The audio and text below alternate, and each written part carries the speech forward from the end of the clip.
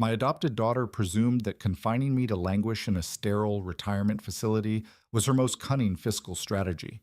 She presumed I was simply a decrepit former laborer who would vanish into the monotony of Idaho's outskirts. She had no notion I was versed in legal intricacies. She had no conception of the holdings I concealed from her. And she utterly failed to foresee that as she drove back to Boise to liquidate my ranch, I was already ensconced in her parlor, meticulously polishing a carving tool prepared to confront her upon arrival. My name is Harlan Whitaker. I am 89 years old. For the past 7 years, I've embodied the persona of a reclusive pensioned widower. I allowed my adopted daughter Lorraine and her spouse Everett to view me as sluggish, perhaps marginally infirm. It arose from a misguided affection. I longed to trust in their regard for me. This afternoon, stationed amid the expansive confines of Gate C7 at Boise Air Terminal, that delusion splintered into innumerable piercing fragments, the sort that lodge profoundly and elicit anguish long past the preliminary wound. The terminal's clamor besieged my senses like an unyielding gale, resounding proclamations, the shuffle of frantic strides on gleaming linoleum, the remote clatter of baggage trolleys rumbling over floor joints. A plethora of voyagers surged about me, an apathetic surge of outsiders conversing in a dialect my daughter assumed was foreign to me. I tarried near the portal of Gate 22, my digits clamped around the grip of my modest duffel until the sinews on my hands protruded like gnarled cords, the epidermis stretched and pallid. I consulted my pocket timepiece for the 12th occasion. 60 minutes had transpired. Lorraine and Everett had positioned me on this unyielding vinyl bench. We're merely procuring some protein packs for the excursion. Dad Everett had murmured, his smirk luminous overly so.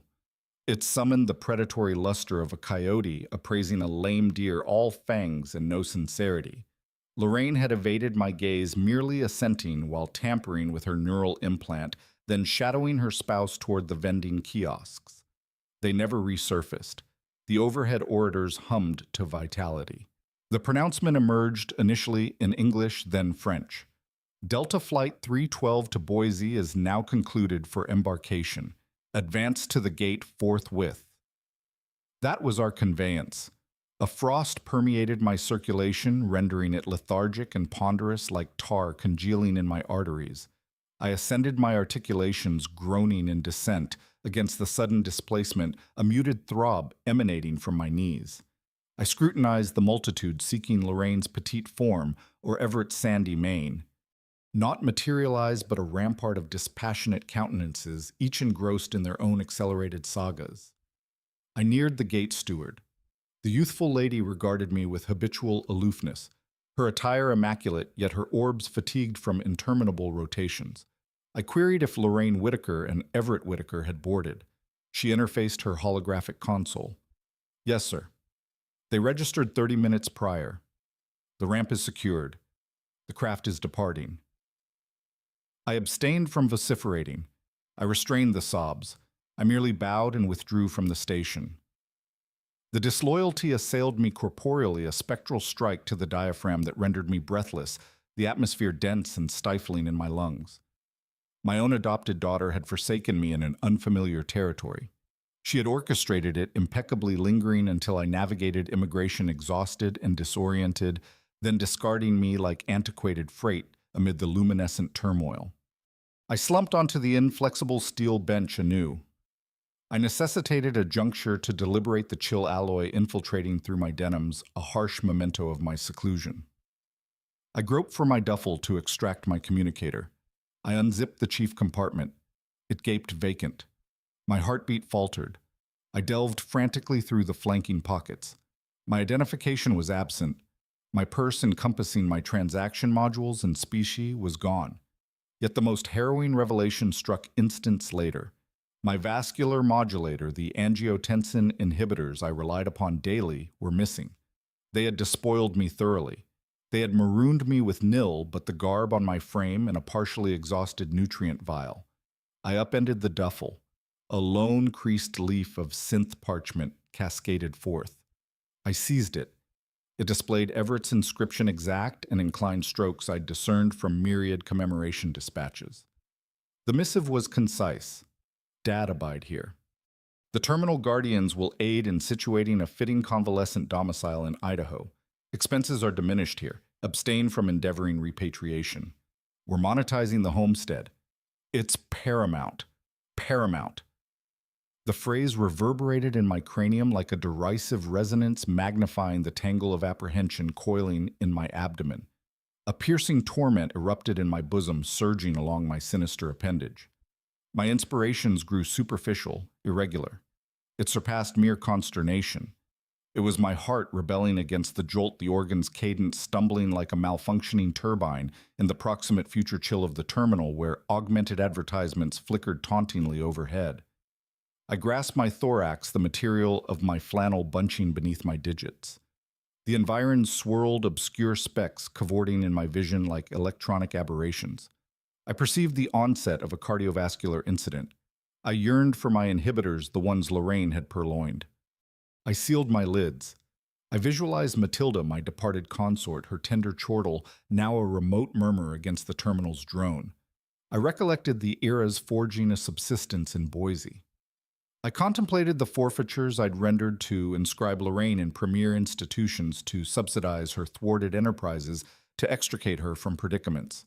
She was extinguishing me. She was veritably extinguishing me to appropriate a ranch I'd toiled 60 years to procure the exertion of my dock-working vocation inscribed into its timbers. No. I unsealed my lids. The anguish endured, but a glacial indignation initiated, supplanting the frenzy, a resolute fortitude solidifying like rime on a pane. I was Harlan Whitaker. I'd supervised cargo for transcontinental freighters in harbors far more antagonistic than an Idaho terminal, the sort where mechanical failures could claim existences in moments. I'd persevered labor disputes, logistic breakdowns, and corporate skirmishes. I declined to perish on a composite bench because my adopted daughter was a covetous recreant. I coerced my respirations to temper. Inhale for 4 tallies, retain for 4, exhale for 4. The crisis respiration technique for my dockyard drills engaged instinctively stabilizing the erratic pulsation in my chest. I arose progressively.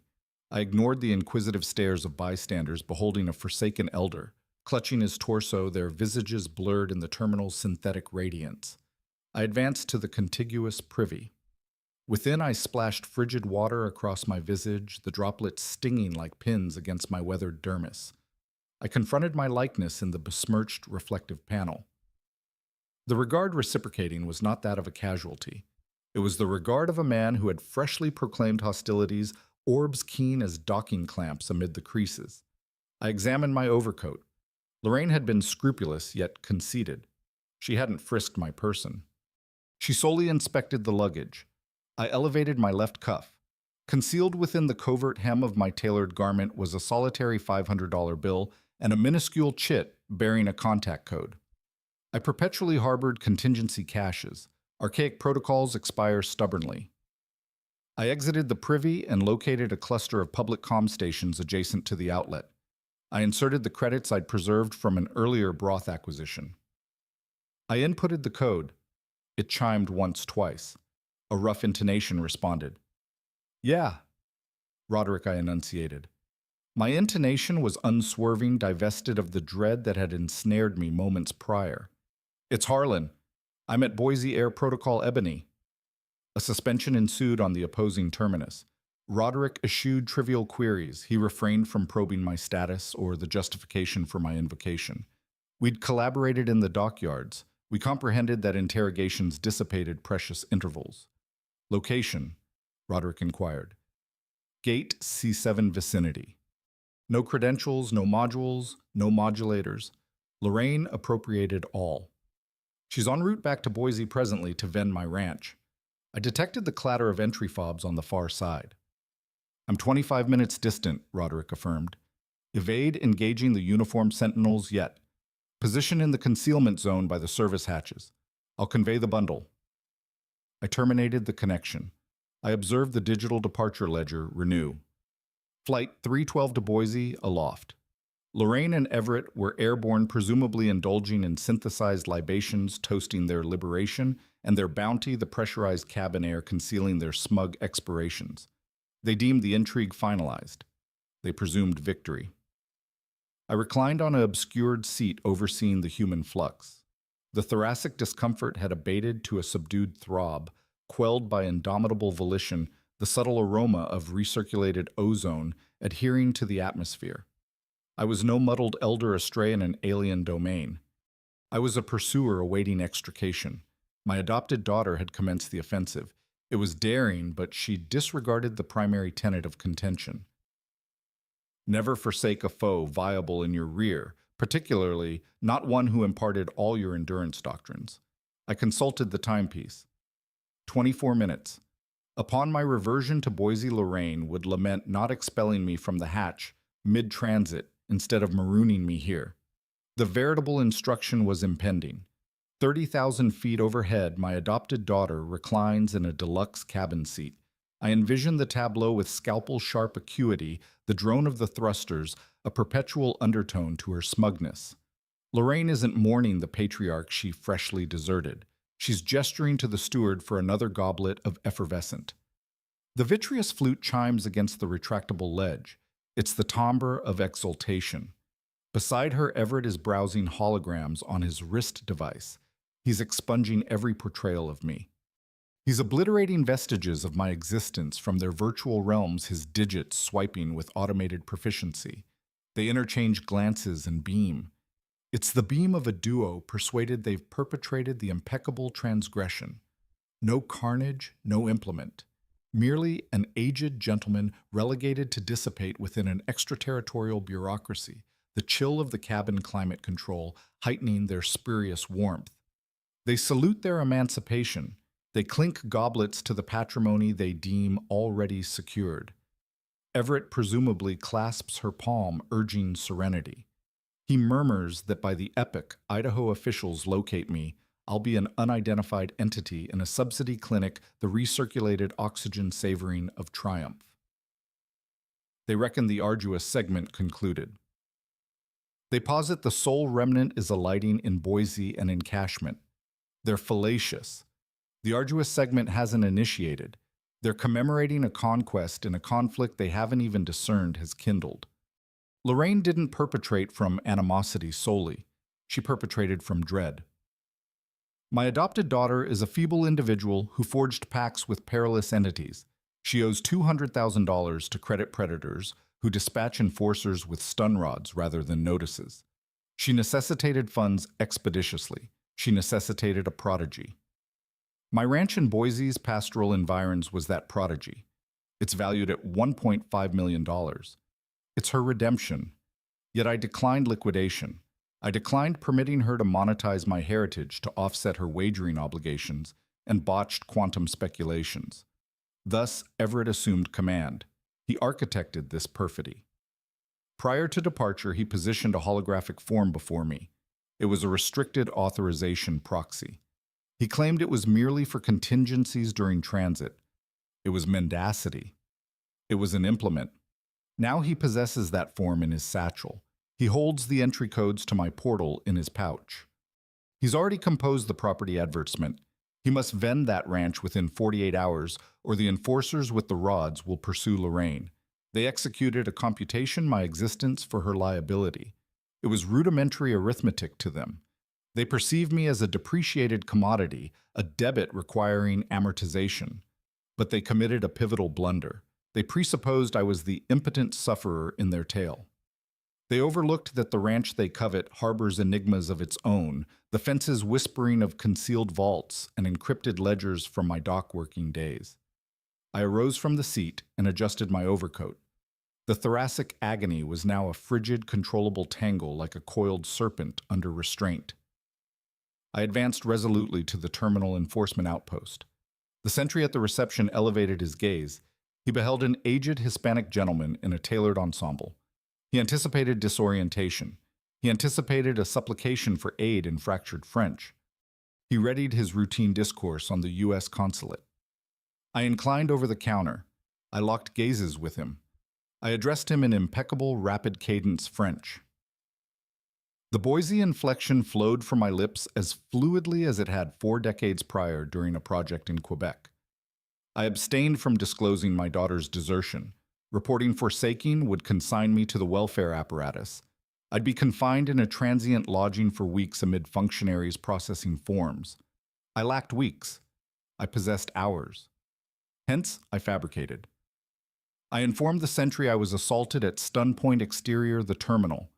I asserted they seized my credentials and purse.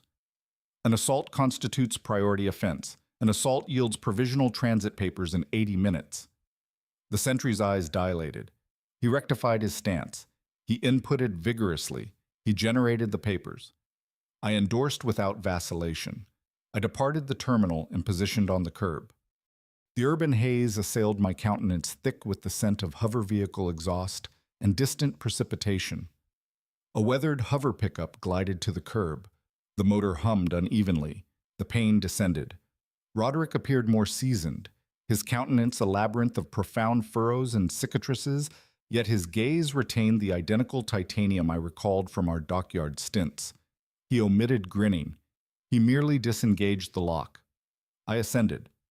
We omitted embraces, we omitted civilities, we were operatives initiating an operation. I proffered him the timepiece. He tendered the packet. I was repatriating. I occupied the companion seat in Roderick's conveyance and unfastened the substantial platinum strap from my arm. The Breitling Navitimer transcended a chronometer. It was an artifact from an interred existence. My late wife Matilda had bestowed it upon me 50 years past, upon my return from my inaugural dock deployment. It was the singular item of worth Lorraine hadn't contrived to filch, since I never divested it.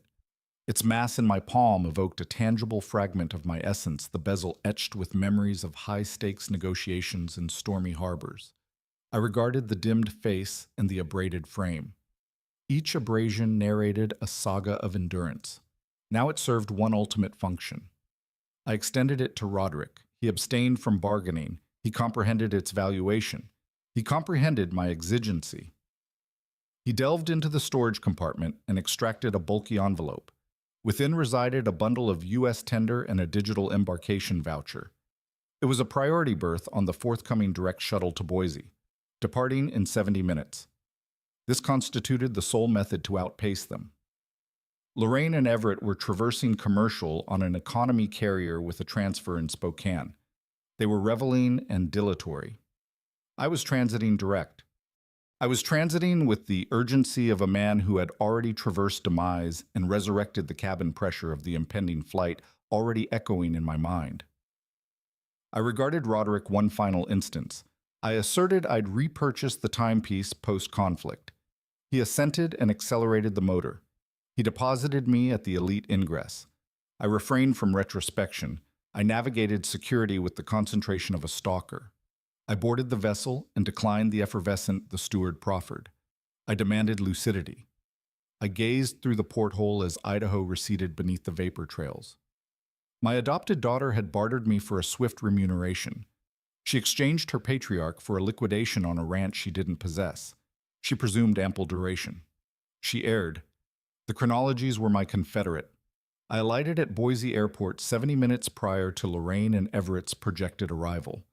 The crisp Boise breeze lashed my visage as I emerged from the terminal. It contrasted sharply with Idaho's damp chill, yet it savored of retribution, carrying hints of pine and urban grit.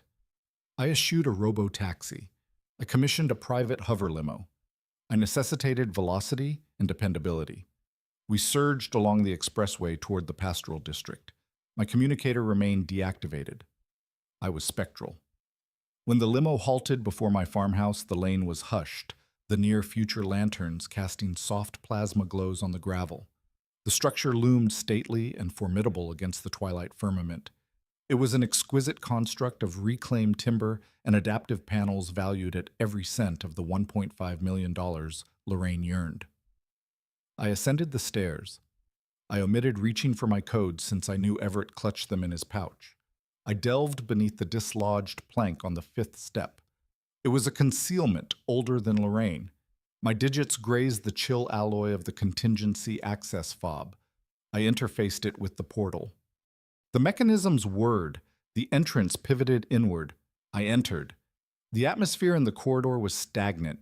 It reeked of disloyalty mingled with the faint ozone of the smart home system idling. I discerned the imprint in the dust where my cherished antique lantern once resided. They had commenced vending artifacts pre-voyage. They had been dismantling my existence fragment by fragment whilst beaming at me the empty space a silent accusation. I traversed the den. It felt vacant, not from absent furnishings, but because the affection that erected this abode had been siphoned away, leaving a hollow echo in the high rafters. I inspected the security console. It was deactivated. They had disengaged it for the property broker's access. Hubris. Unadulterated hubris. They were so assured of my non-return that they left the primary barrier ajar. I positioned in the nucleus of my den and consulted my fresh timepiece. I possessed 60 minutes before their advent. It sufficed. I omitted reclining to grieve. I proceeded directly to the galley and seized the landline comm.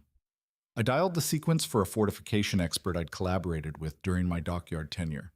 He was costly but expeditious. I informed him I required a total framework upgrade forthwith. I asserted remuneration was irrelevant. 20 minutes later, a drone van materialized.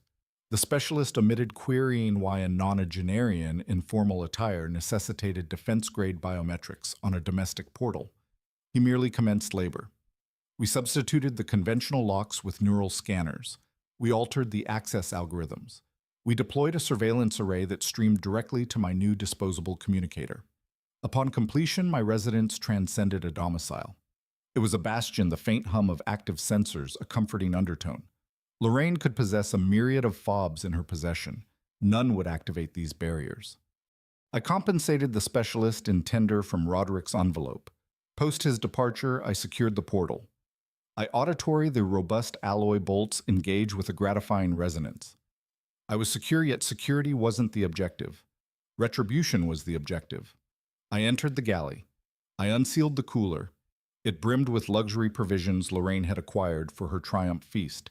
She had schemed to return and prepare a celebratory repast after consigning me to decay. I extracted 2 prime venison loins. I located the vintage of Merlot she'd reserved. I ignited the induction surface. The aroma of charring flesh and spices commenced permeating the abode. It was a homely fragrance, a soothing one. It was the aroma of a patriarch preparing for his kin. But this eve, it constituted psyops, the sizzle echoing like a taunt in the empty space. I arranged the table for 3. I decanted the vintage. I donned my favored smock over my ensemble. I stationed by the galley counter, whetting the dissecting blade. The cadenced rasp of metal on metal resounded in the hush, a metronome of impending reckoning. I awaited. I auditory for the hum of a hover taxi arriving. I envisioned the horror on their countenances when they attempted interfacing their fob with the lock. I envisioned the dread when they discerned the residence occupied. I wasn't merely preparing supper. I was orchestrating a doctrine they would scarcely endure. The ingress of my adopted daughter and her spouse wasn't the exultant reversion of vanquishers, but the clamorous encroachment of pillagers. I monitored them via the feed of my freshly deployed surveillance array. The taxi glided to the curb, and they disembarked onto the pathway.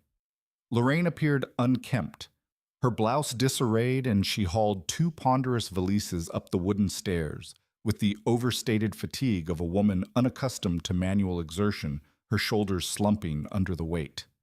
Everett strode ahead, interfacing furiously with his wrist device.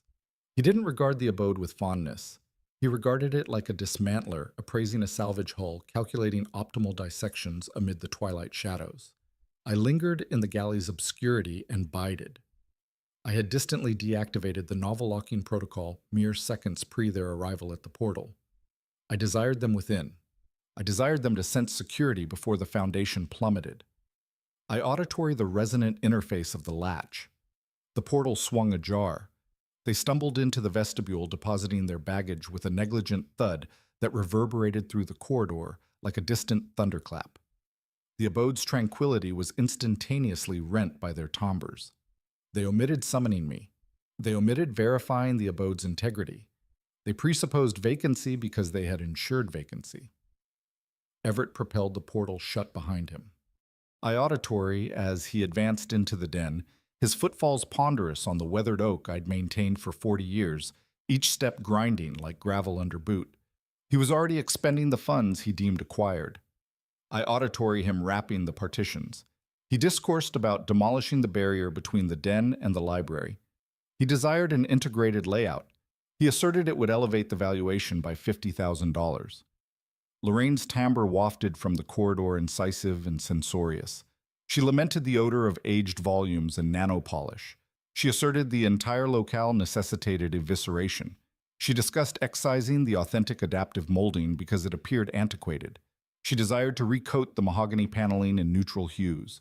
Each utterance was a desecration. They were anatomizing my existence, flaying the dermis from the framework of my chronicle. They spoke of my abode as if it were a derelict asset procured at liquidation, not the haven where I'd nurtured my adopted daughter amid the hum of smart appliances. I tightened my grip on the dissecting blade's handle. The alloy felt chill and anchoring against my palm, its edge reflecting the galley's low illumination. They were so assured, so profoundly certain of their conquest. They navigated my abode with the presumption of marauders who believe the sentinels have been bribed. The ambiance altered when they progressed toward the abode's rear. They were en route to the galley. This was the staging arena for their festivity. I retreated into the pantry, leaving the portal ajar sufficiently to observe the scent of preserved herbs mingling with my steady breaths. Lorraine entered first. She surveyed the galley with a grimace, her lip curling in disdain.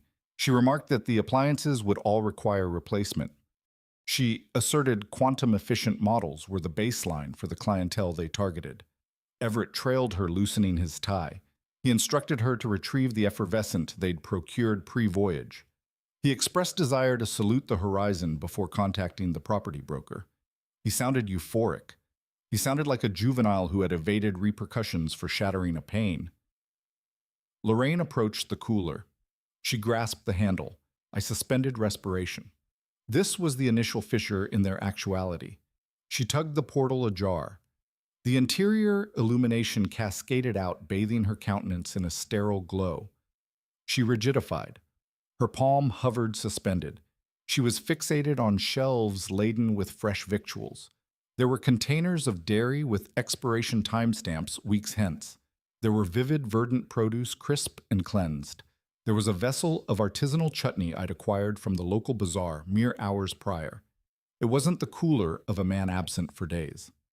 It wasn't the cooler of a domicile awaiting vending.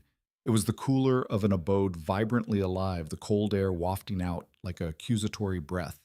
I witnessed the bewilderment undulate across her traits. She blinked hastily, as if dispelling an illusion, her eyes narrowing against the chill draft.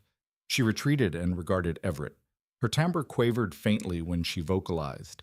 She queried if he had purged the cooler pre-departure. Everett chuckled. He was decanting himself a tumbler of filtered hydration from the dispenser, oblivious to the atmospheric pivot, the water splashing with careless drips. He informed her he hadn't interfered. He asserted the sanitization drone would manage it post-listing. Lorraine regarded back at the open cooler. She extended and contacted a dairy container. It was frigid. It was tangible. Panic commenced infiltrating her demeanor, her posture stiffening like a coil ready to snap.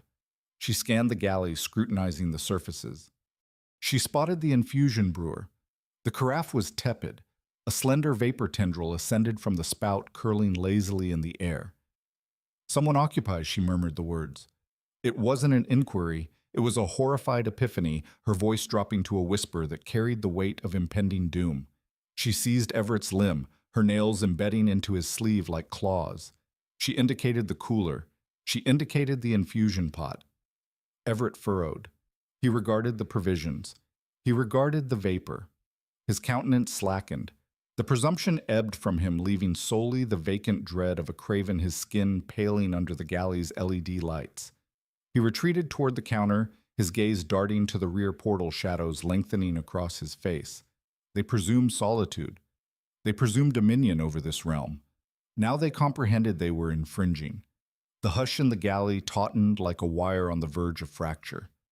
They stood petrified, anticipating a clamor, anticipating an omen, anticipating the specter they'd engendered to materialize, the air thick with the scent of searing protein and unspoken terror. I emerged from the pantry. The motion was fluid and intentional. I advanced into the illumination cascade from the overhead luminaire.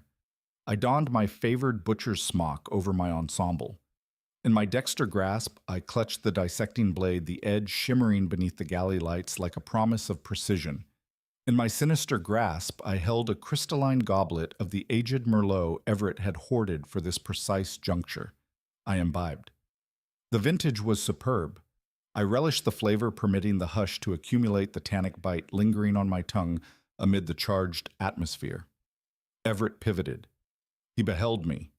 His orbs protruded in his cranium, his maw parted but no timbre emanated. He resembled a man observing his executioner traverse the threshold, his body recoiling instinctively. He staggered rearward, colliding his flank against the composite counter. The hydration tumbler he clutched slipped from his digits and fragmented on the tile. The noise was detonative in the quiescent chamber shards scattering like accusations. Lorraine whirled. Upon beholding me, she didn't merely inhale sharply, she wailed. It was a shrill, piercing timbre of unadulterated primordial horror echoing off the walls. She regarded me as if I were a revenant that had clawed from the sepulchre to haul her back under her hands, flying to her mouth. I grinned. It wasn't a cordial grin. It was the grin I donned when bartering pacts in harbor zones. It was the grin that conveyed I possess every advantage and you hold naught. Welcome abode, offspring. My timbre was steadfast and profound, saturating the chamber effortlessly, carrying over the sizzle of the loins. I motioned with the blade's tip toward the table I'd arranged. You arrived precisely for supper. I trust you favor your venison scarce. I discover it preserves more essence that way, the words laced with subtext, the aroma intensifying the irony. Lorraine quivered. Her knees faltered, and she necessitated bracing the counter to remain erect. She regarded from me to the blade and back to my countenance. She couldn't assimilate what she witnessed.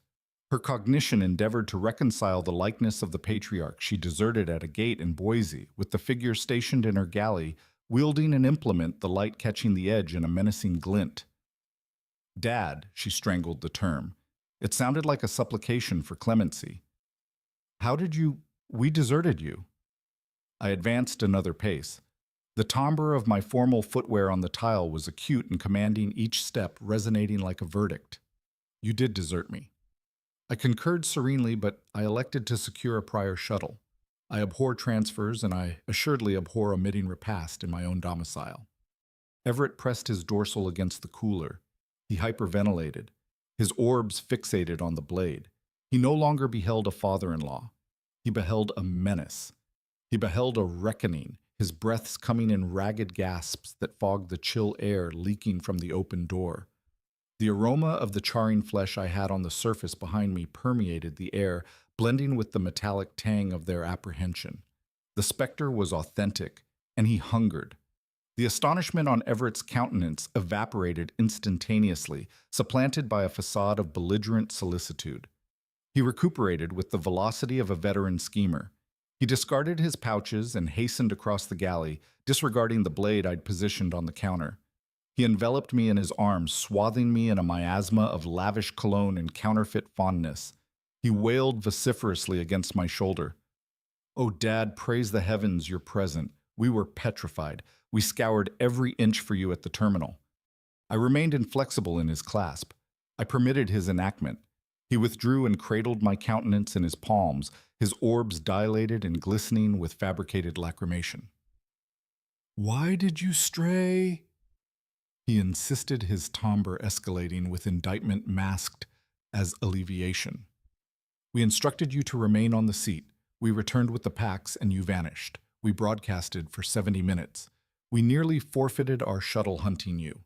We solely embarked because Guardians asserted you must have exited the terminal. It was a virtuoso redirection.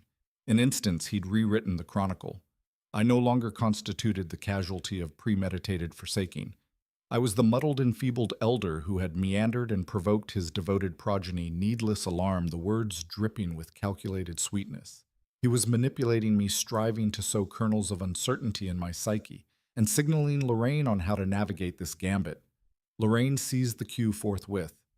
She erased the perspiration from her superior lip, and assented emphatically, her dread transmuting into simulated exasperation. Yeah, Dad, she faltered, her timbre gaining vigor. You cannot simply depart thus. You comprehend your recollection isn't what it once was. We were nauseated with concern. We presumed you'd been abducted. I resolved to furnish them the tether they required to suspend themselves. I sagged my shoulders and permitted my countenance to slacken, effacing the keen contours of the hunter I'd been moments prior. I regarded the floor, oscillating my cranium gradually. I blinked hastily, as if clearing a mist from my intellect. I regret I muttered my timbre gravelly and feeble. I became disoriented. I thought I auditory the shuttle summons. I advanced to the gate but couldn't locate you. I must have disoriented direction. A benevolent individual aided me secure a voucher. I merely desired to return abode. I was frightened.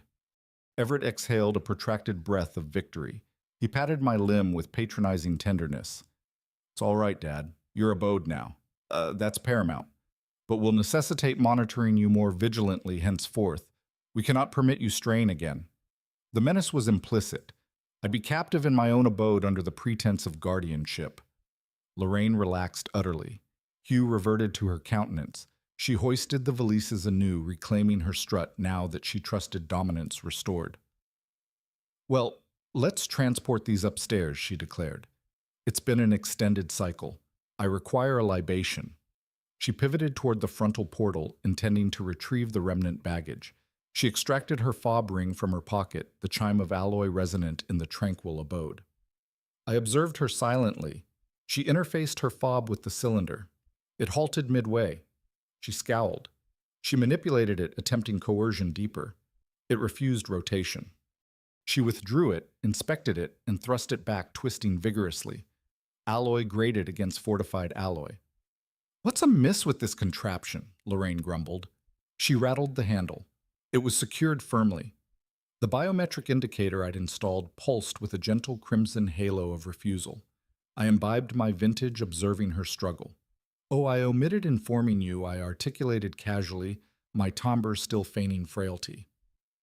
I summoned a fortification specialist post my return. The prior lock felt lax. I was anxious about intruders. This novel one employs neurals. It's exceedingly advanced. Lorraine petrified. She stared at the lock. She discerned in that instant that her fob, the emblem of her ingress and proprietorship, was now naught but obsolete scrap. She pivoted to regard me. You altered the locks. She queried, her timbre escalating without consulting us.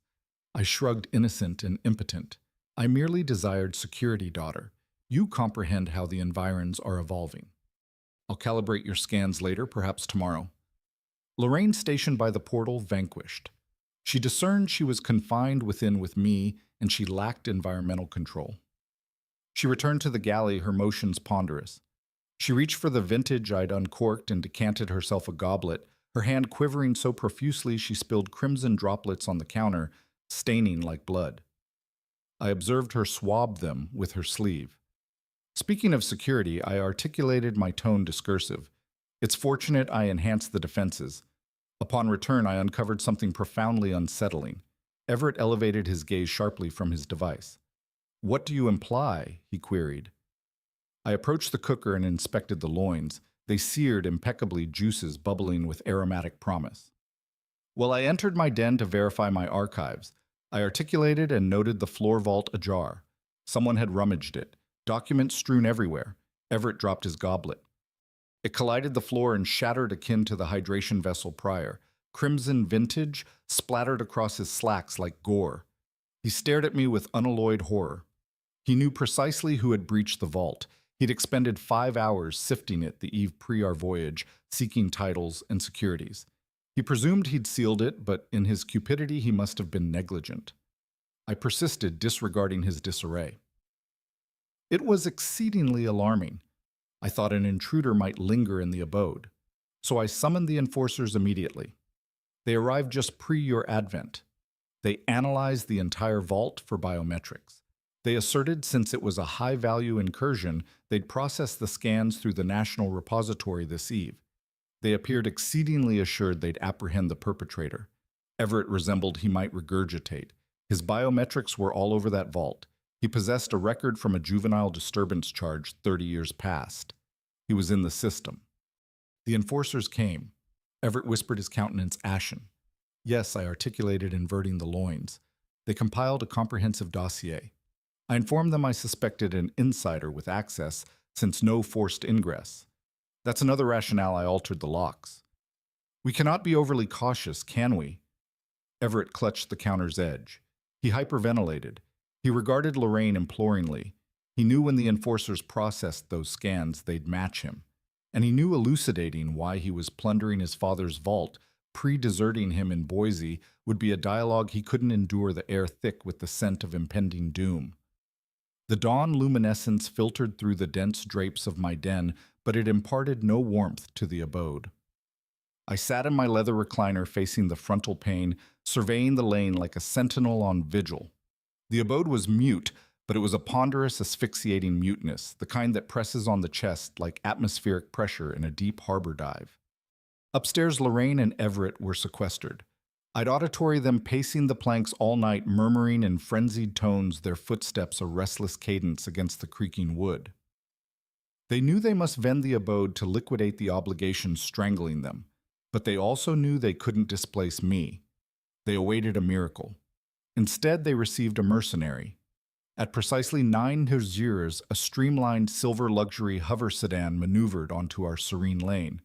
It advanced with an assertive velocity that seemed incongruous amid the familial transports and cycles of my neighbors. The vehicle halted directly before my pathway, obstructing the drive entirely. It was in presumptuous mooring, the sort that proclaimed the operator possessed the gravel beneath his thrusters. The hatch unsealed, and a man emerged. I identified him immediately from the profile I'd assembled weeks prior. This was Fletcher. He was a property predator who skirted legality, specializing in distress disposals and rapid flips. He was also the man Everett had been convening for midday repasts twice weekly, while Lorraine was ostensibly at labor. He rectified his ensemble jacket, which appeared lavish but ill-fitted around the shoulders. He donned opaque visors despite the clouded firmament. He bore a digital portfolio tucked under his arm like an armament. He marched up the pathway, his boots clicking loudly on the adaptive stone, each step echoing with entitlement. He omitted regarding the garden I'd cultivated for 30 years, the automated irrigators humming softly. He regarded solely the frontal portal, perceiving it as an impediment to his fee. He jabbed the chime interface with a stout digit. He didn't chime once. He sustained it, permitting the tone to echo incessantly through the abode. It was a mandate. He was present to claim his trophy. He possessed the advance funds prepared, and he anticipated the abode vacant and the title endorsed. He lacked notion the contest had pivoted. I bided for the chime to cease pre-arising. I moved deliberately, purposefully. I smoothed the front of my vest. I desired to appear innocuous. I desired him to underrate me, akin to all others, the faint scent of morning dew clinging to the air from the garden. I approached the portal and disengaged the robust deadbolt I'd installed the prior day. The mechanical whir of the lock releasing was resonant and exact. I opened the portal. Fletcher was already consulting his chronometer, tapping his boot impatiently on my entry mat. He elevated his gaze, anticipating Lorraine or perhaps Everett. When he beheld me, his demeanor shifted from impatience to irritation. He didn't perceive the proprietor of the abode. He perceived an elderly Hispanic man in comfortable domestic attire, and he formulated an immediate presumption. He presumed I was the domestic aide. He propelled his visors onto his forehead and regarded down his nose at me. "Is Lorraine awake yet?" he demanded sans salutation. "Informer Fletcher is present with the forms. We must conclude this pre-midday and procure me an infusion while you're at it. Dark, no sweetener." He attempted to stride past me into the vestibule, expecting me to yield like a subordinate. I didn't recoil. I stationed in the portal's center, my feet planted shoulder-width, occupying the space with a solidity he didn't foresee. "I am afraid Lorraine is unavailable." I articulated my timbre, calm and even. "And I do not labor here." Fletcher blinked, perplexed by my tone and my refusal to cede. He appraised me vertically, his sneer deepening as he evaluated my worth. "Then who are you?" he queried with a derisive snort. The groundskeeper. Look, old-timer, I lack time for diversions. I possess a purchaser awaiting with a $50,000 certified transfer. Vacate my path or I'll have you terminated. He extended to shove past me his palm, aiming for my shoulder. Pre-contact. I auditory the thunderous footsteps on the stairs behind me. Lorraine descended, sprinting down the corridor. She appeared frantic, her orbs wild with panic. She was attired in the same creased garments from yesterday, her hair disheveled in chaos. Fletcher, halt. Lorraine bellowed, skidding to a stop on the hardwood. Don't ingress, not yet. Fletcher halted, his palm suspended inches from my thorax. He regarded Lorraine, then back at me. What transpires? Lorraine, he queried, his timbre dripping with vexation. Who is this individual? Why does he block the portal? I thought you asserted the abode was vacant. Lorraine attempted to reach around me to grasp my limbs, striving to tug me back into the abode. Dad, please, just proceed to the galley. She implored, her timbre fracturing. Fletcher is an associate. We have transactions to discuss. It doesn't concern you. I shook off her grasp with a sharp, disciplined motion that made Lorraine recoil, her hand snapping back as if burned. I am not departing anywhere. I articulated, my timbre hardening like tempered steel. And this is not your abode to invite individuals into. Fletcher regarded from Lorraine to me, and the fragments finally interfaced. His countenance went slack with shock, then flushed crimson with ire. This is him, he articulated, pointing an accusatory digit at me. This is the father, the one supposed to be absent. You asserted he was in Boise, Lorraine. You asserted he wasn't returning. You asserted the abode was yours. Lorraine stammered, wiping sweat from her forehead with a trembling hand. He returned Fletcher. It's convoluted. There was a mix-up at the terminal. We just need a few more days to resolve it. We can still execute the transaction. Fletcher laughed, a harsh barking sound, devoid of mirth, echoing in the vestibule. A few days, he expectorated. I have backers pressuring me. I have funds on the line. We are endorsing this pact today, or the transaction terminates. He opened his portfolio and extracted a thick stack of digital forms. Here, endorse it now. Utilize the authorization proxy you displayed me. We can display some later post-title recordation. Just secure the signature on the display. I reached into the inner pocket of my vest. I pulled out a single sheet of crisp synth paper. It was a transmission I'd received from my legal advisor just 20 minutes pre-Fletcher's arrival. I unfolded it slowly, letting the tension build like pressure in a sealed chamber. I held it up for Fletcher to see. It was a formal revocation of all authorization proxies authenticated and filed with the municipal registrar that morning. The holographic seal was fresh and irrefutable. This document is worthless. I articulated, my timbre slicing through their panic like a precision laser. I revoked my daughter's authority yesterday morning the moment I alighted in Boise. Any pact she endorses is fraud. Any funds you accept from her is larceny. And since you are a licensed broker, Fletcher, you know that knowingly participating in a fraudulent disposal will cost you your certification, and likely your liberty. Fletcher snatched the paper from my hand. He scanned it, his eyes traversing the legal jargon. His face turned a dangerous shade of violet. He regarded Lorraine with pure, unadulterated hatred. You deceived me, he hissed. You asserted control. You took the advance from the backers and paid your creditor, didn't you? You lack authority to vend a shed. Lorraine shrank back against the wall. Fletcher, I can rectify this, she pleaded. You cannot rectify anything, Fletcher shouted, slamming his portfolio shut with a resonant thud. I am going to litigate you, Lorraine. I am going to seize everything you retain, and then I am going to have you incarcerated for fraud. Do not ever contact me again. He pivoted on his heel and stormed down the steps, entering his vehicle and accelerating away from the curb with a whine of thrusters. Lorraine stood in the open portal, watching her salvation depart, knowing that the credit predators would be the next to interface and they wouldn't bring forms. The silence in my abode was not serene. It was heavy and pressurized like the atmosphere in a suborbital craft that had descended too deep. I sat in my recliner by the pane, perusing a tome on harbor history, while Lorraine paced the hallway's length. She had worn a groove into my woven rug over the last 8 hours, each step a grinding reminder of her entrapment. Every time a vehicle passed outside, she flinched, her shadow jerking on the wall. She awaited the ramifications of her choices to manifest. At precisely 7:00 in the evening, her communicator began to chime. It was a harsh, jarring timbre that made her leap. She regarded the display, and her countenance drained of all hue. She permitted it to chime 6 times before responding. Her hands trembled so badly, she activated the amplifier by error. The timbre that filled my den was not human. It was a snarl. It sounded like circuits overloading against alloy. The entity on the other end omitted self-introduction. It omitted inquiring Lorraine's status. It simply delivered a prognosis. "Your time frame expires, Lorraine." My adopted daughter began to stammer. She pleaded. She begged. She informed the timbre that the disposal was intricate, but the funds were forthcoming. She utilized terms like solvency and asset lockdown, attempting to sound like an executive instead of a profligate speculator. The timbre severed her. "We disregard your assets. We regard our capital. You have 24 hours. If we lack $200,000 in tender by tomorrow night, we commence with a digit. We'll initiate with the 5th on your sinister hand. Then the 4th. Then the appendage itself." Comprehend? Lorraine sank to her knees. Lacrimation streamed down her countenance. She whispered, "Yes." The connection terminated. The menace hung in the air, toxic and absolute, mingling with the fading light.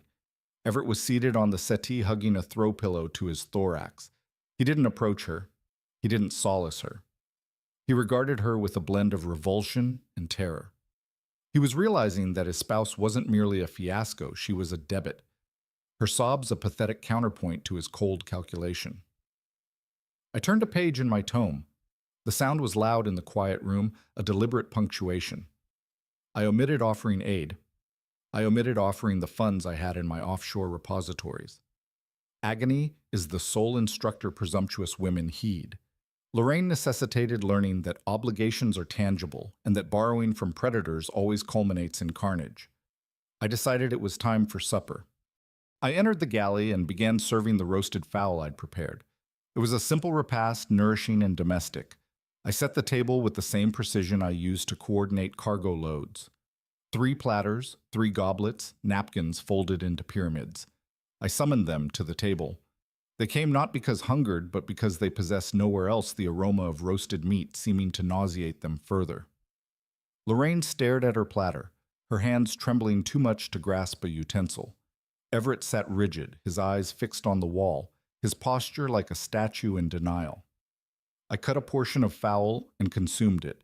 It was perfectly cooked juices bursting with flavor. "Why aren't you consuming?" I queried, my timbre calm and conversational. "You need your vigor. It sounds like tomorrow will be a challenging day for you, Lorraine." That was the spark that ignited the fuel. Everett snapped. The facade of the composed opportunist shattered completely. He arose so abruptly his chair toppled backward and crashed onto the floor with a resounding thud. He grabbed the edge of his platter and hurled it across the room. It smashed against the wall, leaving a smear of sauce and grease on the wallpaper my late wife had selected, the stain spreading like a wound. "Stop it!"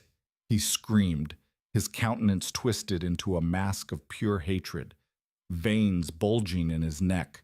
"Stop acting like this is normal. Stop eating. Stop breathing. Why won't you just expire?" He leaned over the table, bracing his hands on the wood, his nails digging into the surface. "You were supposed to be gone," he hissed, his breath hot and ragged. "We left you in Boise with nothing. You are old. You have a heart condition. You were supposed to have a cardiac failure and die in a drainage ditch so we could salvage ourselves. Why are you so self-centered? Why do you have to keep existing when your adopted daughter is about to be dismembered?" He wasn't weeping. He was raging, his body shaking with the force of it. He poured out every ounce of venom he had stored for 17 years. He called me an obsolete relic. He called me an encumbrance.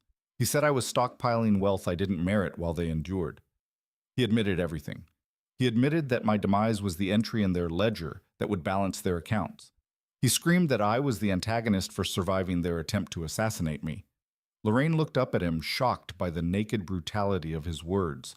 her eyes wide as if seeing him for the first time. Even she, with all her flaws, seemed stunned by the depth of his malice, her own betrayal paling in comparison. But I was not stunned. I had foreseen this. I had seen it in the way he eyed my abode when he thought I wasn't observing his gaze calculating like a scanner appraising value. I wiped my mouth with my napkin and placed it on the table with deliberate care. I did not raise my voice. I did not get angry. I simply looked at him with the cold detachment of a judge passing sentence, my eyes steady amid the chaos. "You call me self-centered, Everett," I said, "but I am not the one who is planning an escape with the proceeds from this abode." He froze, his rage halting like a system crash. "What are you talking about?" he demanded, his voice cracking slightly. I reached into my pocket and pulled out my communicator. I interfaced the display a few times and then turned it around so they could see. It was a holographic clip from the security array I'd installed the day I returned. But this wasn't footage of Lorraine. It was footage from earlier in the week before the trip to Boise. It showed Everett standing on my front porch. He was not alone. He was with Fletcher, the property broker. In the hologram, they were not discussing acreage or market dynamics. They were standing very close together. Fletcher's hand rested on his lower back in a way that was entirely unprofessional, intimate, and possessive. Everett was laughing, leaning into him, his body language a betrayal in motion. The audio was crisp, enhanced by the array's filters. Once the old-timer is gone and Lorraine interfaces the forms, we can take the fee and the skim off the top. Fletcher was saying, "We can go to the Caribbean. Leave Lorraine to deal with the credit predators. She won't have the resolve to halt us." In the hologram, Everett smiled and kissed him on the cheek. "It's a scheme," he said. "Lorraine is a fool. She'll be so elated the obligation is cleared. She won't even notice we took an extra $50,000 for ourselves." I halted the hologram. The silence in the room was absolute, the projection fading like a ghost. Lorraine slowly turned her head to look at her husband. Her eyes were wide with a new kind of horror betrayal etching lines on her face. She had accepted that they were criminals together. She had accepted that they were murderers together, but she had not accepted that she was the target, the mark in his long con. "You were going to pilfer from me," Lorraine whispered, her voice breaking. "You were consorting with Fletcher." Everett's face went pale, the color draining like a system bleed. He opened his mouth to deny it, but the evidence glowed on the display between us, irrefutable. He looked from me to Lorraine, realizing that his safety net had just been ignited, his plans crumbling like faulty code. I picked up my wine goblet and took a sip, the liquid smooth against the tension. "It seems you have bigger problems than my longevity." "Lorraine," I said, "your husband wasn't trying to salvage you. He was trying to liquidate you. You were just the intermediary in his transaction." Lorraine stood up. The fear of the credit predators was momentarily replaced by the rage of a betrayed wife, her fists clenching at her sides. She looked at Everett with pure loathing, her breath coming in heavy bursts. The alliance of greed that had bound them together snapped like a severed cable. They were no longer a team.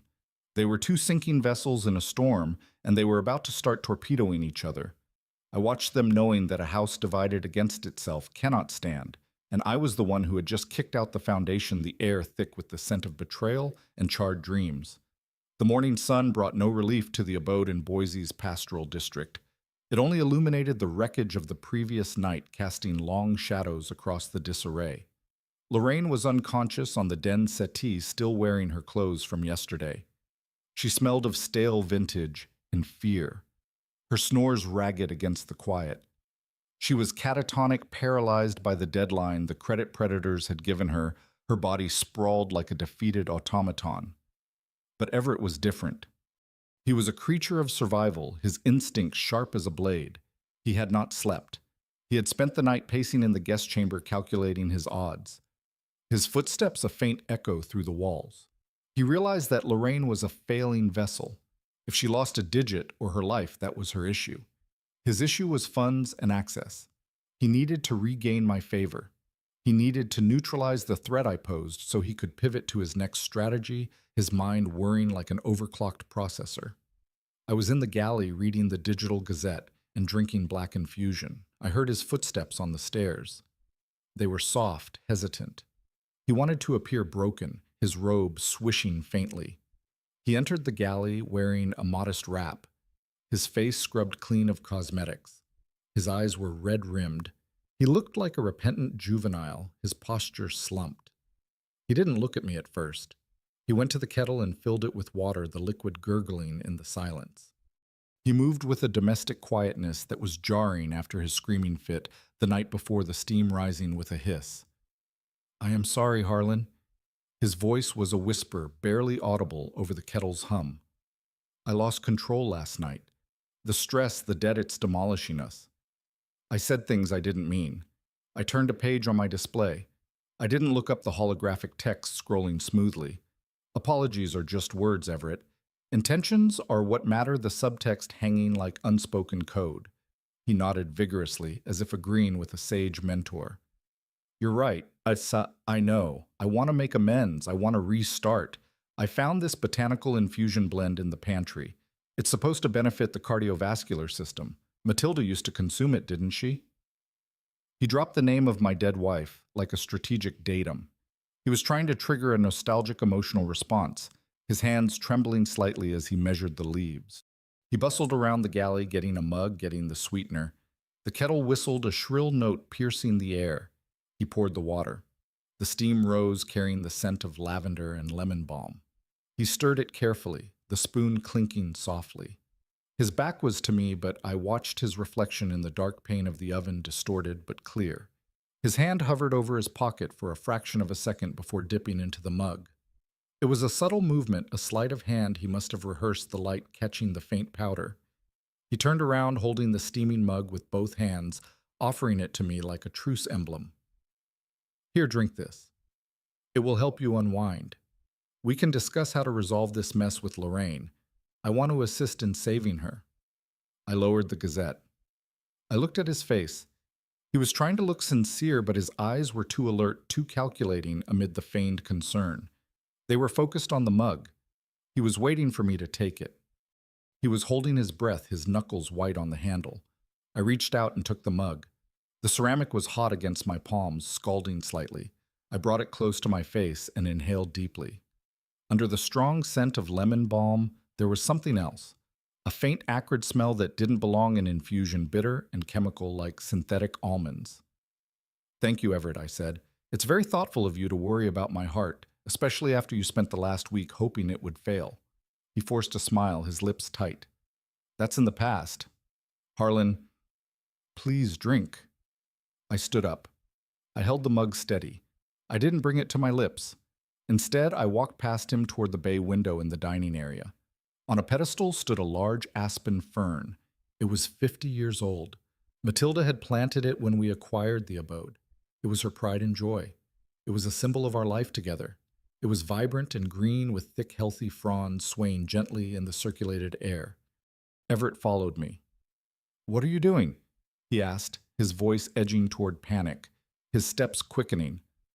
"I am sharing," I said. Matilda always loved this infusion. I tipped the mug. The amber liquid poured out onto the soil of the aspen fern. It soaked into the earth immediately. The steam rose up through the fronds, misting the leaves. "Harlan, no." Everett gasped. He reached out as if to stop me, but it was too late.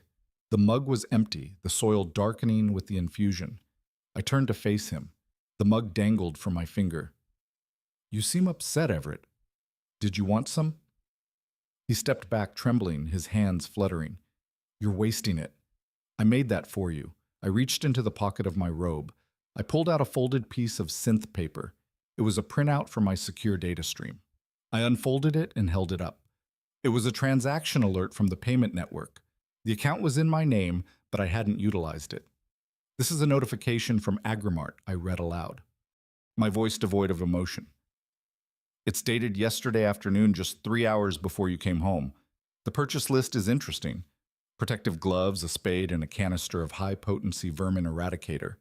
The kind that causes internal hemorrhage. The kind that's tasteless and odorless when mixed with strong flavors." Everett's face went gray, as if his systems were failing. He backed away until he hit the dining table, the wood creaking under his weight. I continued reading. "You bought vermin poison, Everett, but we don't have vermin. We have a very clean abode. So I have to ask myself, who is the pest you're trying to exterminate? He shook his head frantically, his hair whipping. That's not true. I bought it for the garden for the invasives. I looked at the empty mug. Then I looked at the plant. We'll see, I said.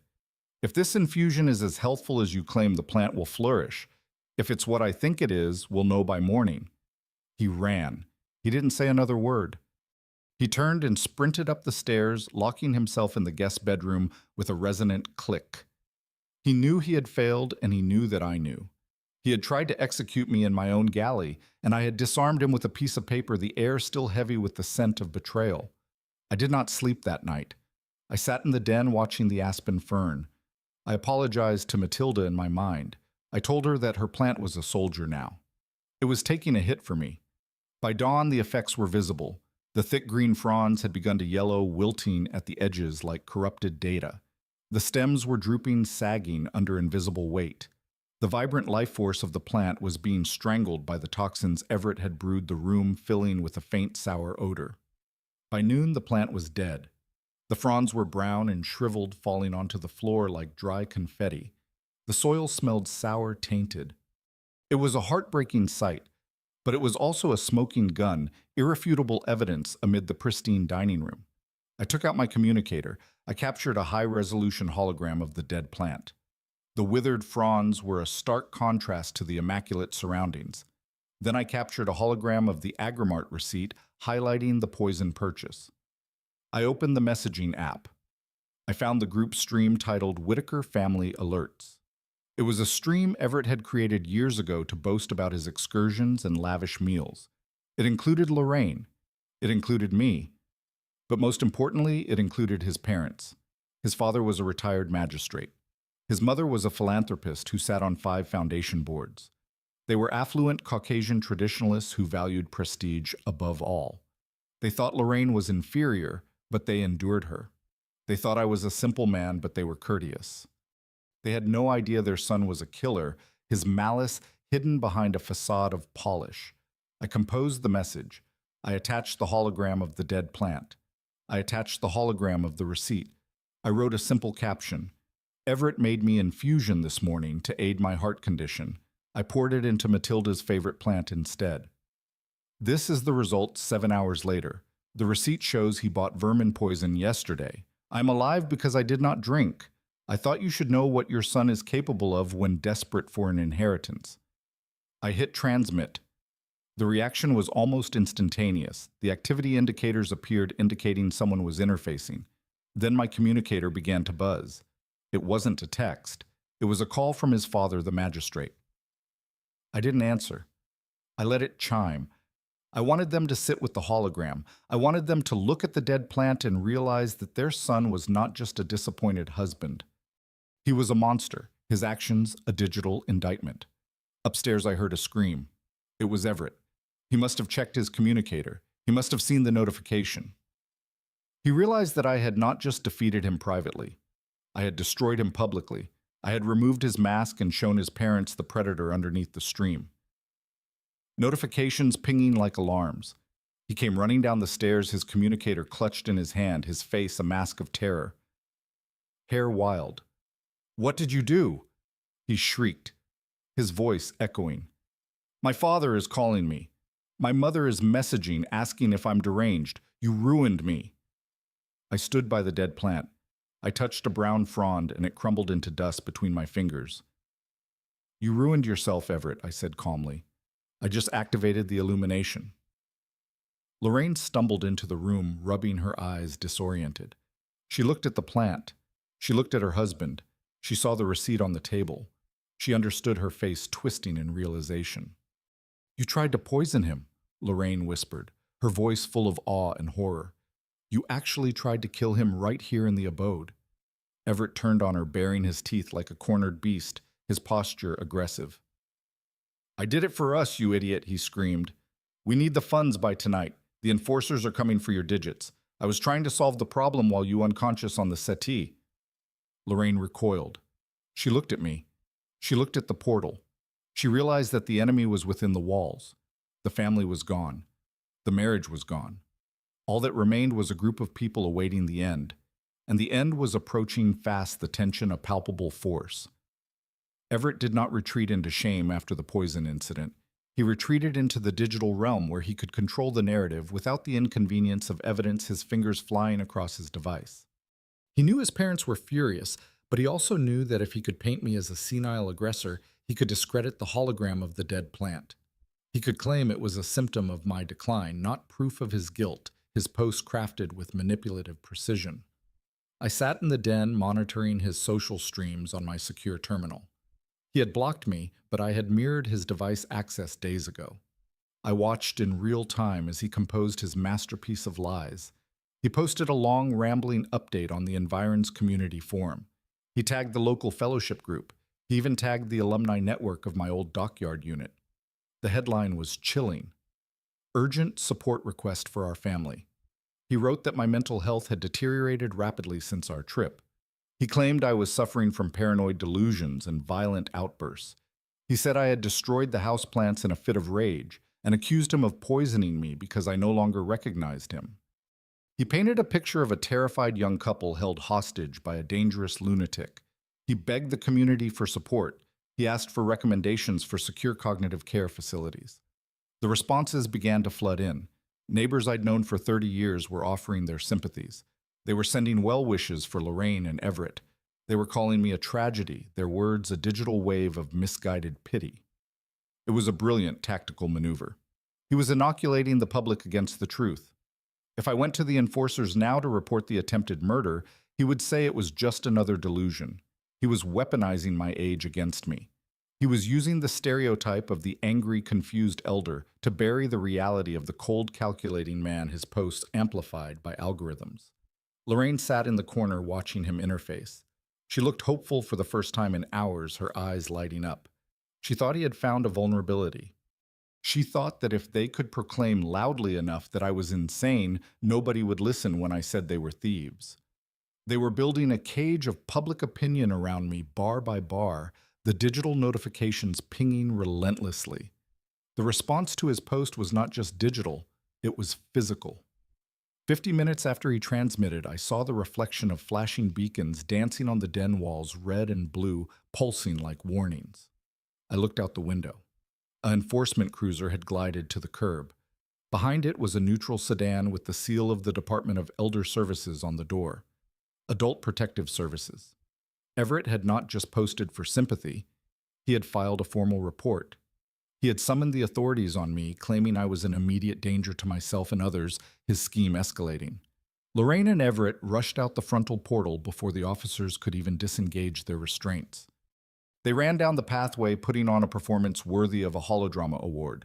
Lorraine was crying. She was shaking. She hugged herself as if cold or terrified, her sobs theatrical. Everett stood protectively beside her, pointing back at the abode, shaking his head with exaggerated sorrow, his face a mask of feigned grief. I watched the neighbors stepping out onto their porches. Mrs. Harlow from across the lane was watching with her hand over her mouth. Mr. Klein was shaking his head. They were the audience Everett wanted. They were witnessing the tragic scene of the dutiful daughter dealing with the broken father, the drama unfolding under the morning light. The two enforcement officers walked up the path, their hands resting near their stun batons. They were cautious. They had been told there was a violent, unstable man inside their postures, alert.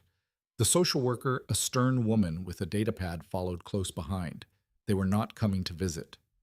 They were coming to assess and detain, the air humming with tension. Everett was speaking rapidly to the lead officer, gesturing wildly toward the frontal portal. He was telling them I had a blade. He was telling them I had threatened to kill them. He was loading the weapon he hoped the enforcers would discharge his words a barrage. I stood in the center of the den. I smoothed my cravat. I checked my cufflinks. I was not wearing lounging attire. I was not disheveled. I was wearing a charcoal suit, a crisp white shirt, and polished boots. I looked like the man who had negotiated dock contracts with captains, not a senile geriatric, my reflection in the mirror steady. I walked to the portal. I did not wait for them to knock. I did not wait for them to breach it. I disengaged it and swung it wide open. The tableau on the porch froze. Everett stopped mid-sob. Lorraine looked at her boots. The enforcement officers looked from the hysterical man to the composed man standing in the doorway, their expectations shattered. I did not look angry. I looked disappointed, my posture erect. "Good afternoon, officers," I said, my voice calm and authoritative. "I assume you are here because of the report my son-in-law filed. Please enter. We can discuss this like civilized adults." The lead officer blinked. This was not the greeting he expected. He stepped inside, his eyes scanning the room for weapons, for signs of struggle, for the chaos Everett had described. He saw a pristine den. He saw the books organized by genre on the shelves. He saw the dead plant on the table, but he saw no violence, the air calm and ordered. "Sir," the officer said, "we received a report of a disturbance. We were told you were experiencing a mental health crisis and had threatened your family members with a weapon." I smiled politely. I gestured to the recliner. "Please sit down." "And you as well, madam," I said to the social worker. "I understand you have a job to do. Allegations of cognitive decline are serious. They should be investigated." Lorraine and Everett hovered in the doorway, reluctant to enter the space I controlled. They wanted a scene on the lawn, not a conversation in the parlor, their plans derailed. The social worker stepped forward. "Mr. Whitaker, I am with Elder Services. We need to ask you some questions to determine your cognitive state. Do you know what year it is? Do you know who the president is?" I looked at her. I did not answer her trivia questions.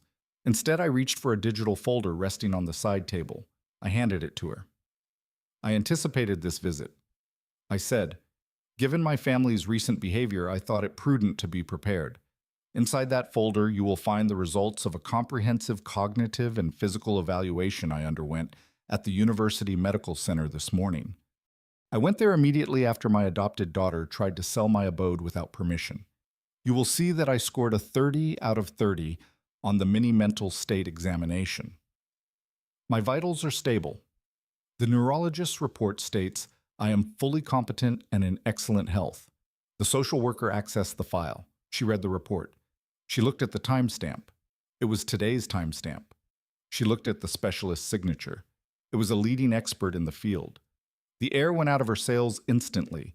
She looked at Everett with a mixture of confusion and annoyance. "This report is definitive," she said. "Mr. Whitaker is legally competent. There is no evidence of decline." "But he is violent." Everett shrieked, desperate to salvage the narrative, his voice rising. "He is a master manipulator.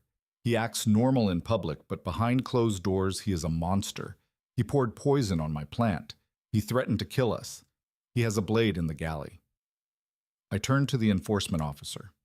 "Officer, I do have a blade in the galley. It is a dissecting blade. I was preparing a roast yesterday when my daughter and her husband intruded into my home after abandoning me at an airport in Boise. But if we are talking about threats and violence, perhaps you should hear this." I took out my communicator. I connected it to the Bluetooth audio system in the den. I pressed play. The audio was crystal clear. It was the recording from the night before. Everett's voice filled the room, shrill and hateful. "Why won't you just die? You were supposed to be gone. We left you in Boise. You are old. You were supposed to have a cardiac failure." The color drained from the officer's face. He looked at Everett, who was now backing away toward the portal, his retreat slow. The recording continued. Lorraine's voice joined in, admitting to the debts, admitting to the plan to sell the abode. It was not the ranting of a senile man. It was the confession of two predators, raw and unfiltered. I stopped the recording. The silence was heavy, oppressive. "Officer," I said, "I did not summon you because I preferred to handle this family matter privately, but since my son-in-law insisted on involving the authorities, I would like to file a formal complaint for filing a false report and for harassment." The officer turned to face Lorraine and Everett. His hand moved away from his baton, his posture shifting from defensive to aggressive. "Sir," he said to Everett, his voice hard, "filing a false report to Elder Services is a crime. Wasting enforcement resources is a crime. Based on what I just heard and the medical evidence your father-in-law provided, it seems you are the ones causing the disturbance. But that recording is out of context," Lorraine stammered, her voice weak. "Save it," the officer snapped. "If we have to return to this abode tonight, you two are leaving in the back of my cruiser. Do I make myself clear?" Yes, Everett whispered, his defiance crumbling. Good, the officer said. He turned back to me. Mr. Whitaker, if you need us to remove them, just say the word. I looked at my adopted daughter and her husband. They were small. They were defeated. Their postures slumped like failed experiments. No, officer, I said. Let them stay. They have packing to do. The enforcers and the social worker left. I walked to the window and watched them converse with the neighbors. I saw the officer shaking his head. I saw the neighbors looking back at my abode, not with pity, but with suspicion directed at the young couple. Everett's smear campaign had backfired. He had tried to use the system to destroy me, and the system had just validated my sanity, the digital whispers turning against him. I turned back to the room. Lorraine and Everett had fled upstairs. They were running out of options, and the clock was still ticking on the credit predator's deadline. The night was coming, and they were trapped in a abode with a man they could not break, and outside the wolves were gathering the tension, a palpable force. The war arrived at my doorstep at 3:00 in the morning. It did not come with a knock or a summons. It came with the shattering of glass. A concrete block wrapped in adhesive tape crashed through the frontal bay pane of the den, sending shards flying across the hardwood like crystalline projectiles tinkling as they settled. The sound was explosive in the quiet night, jolting the air. Before the echo had even faded, a second sound followed the wet splatter of pigment hitting stone. I walked to the broken pane, my feet crunching on the glass sharp under my slippers. The exterior illuminators lit the front of my farmhouse. Scarlet pigment dripped down the pristine masonry like fresh ichor viscous and accusatory. Across the barn door, someone had sprayed a single word in jagged crimson letters. Remit. Lorraine was screaming. She had been sleeping on the floor of the den, terrified to leave the ground level and terrified to stay.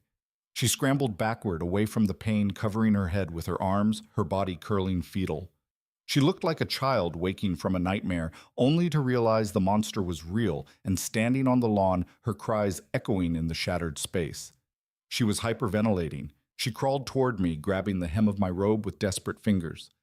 Dad, please, she sobbed. You have to help me. They are here. They are actually here. They are going to ingress. They are going to dismember me. You have to vend the abode. You have to give them the funds. Please, Dad. I don't want to die. I looked down at her. I felt nothing. No pity, no fear, only a cold clinical detachment, like analyzing a failed load. This was the adopted daughter I had raised. This shivering, weeping mess on the floor was the woman who had left me at an airport gate without looking back. She was not crying because she was sorry. She was crying because she was caught, her tears a manipulation.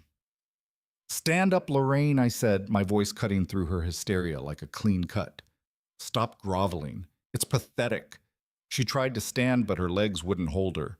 She slumped against the recliner, her body shaking. Dad, you don't understand, she gasped.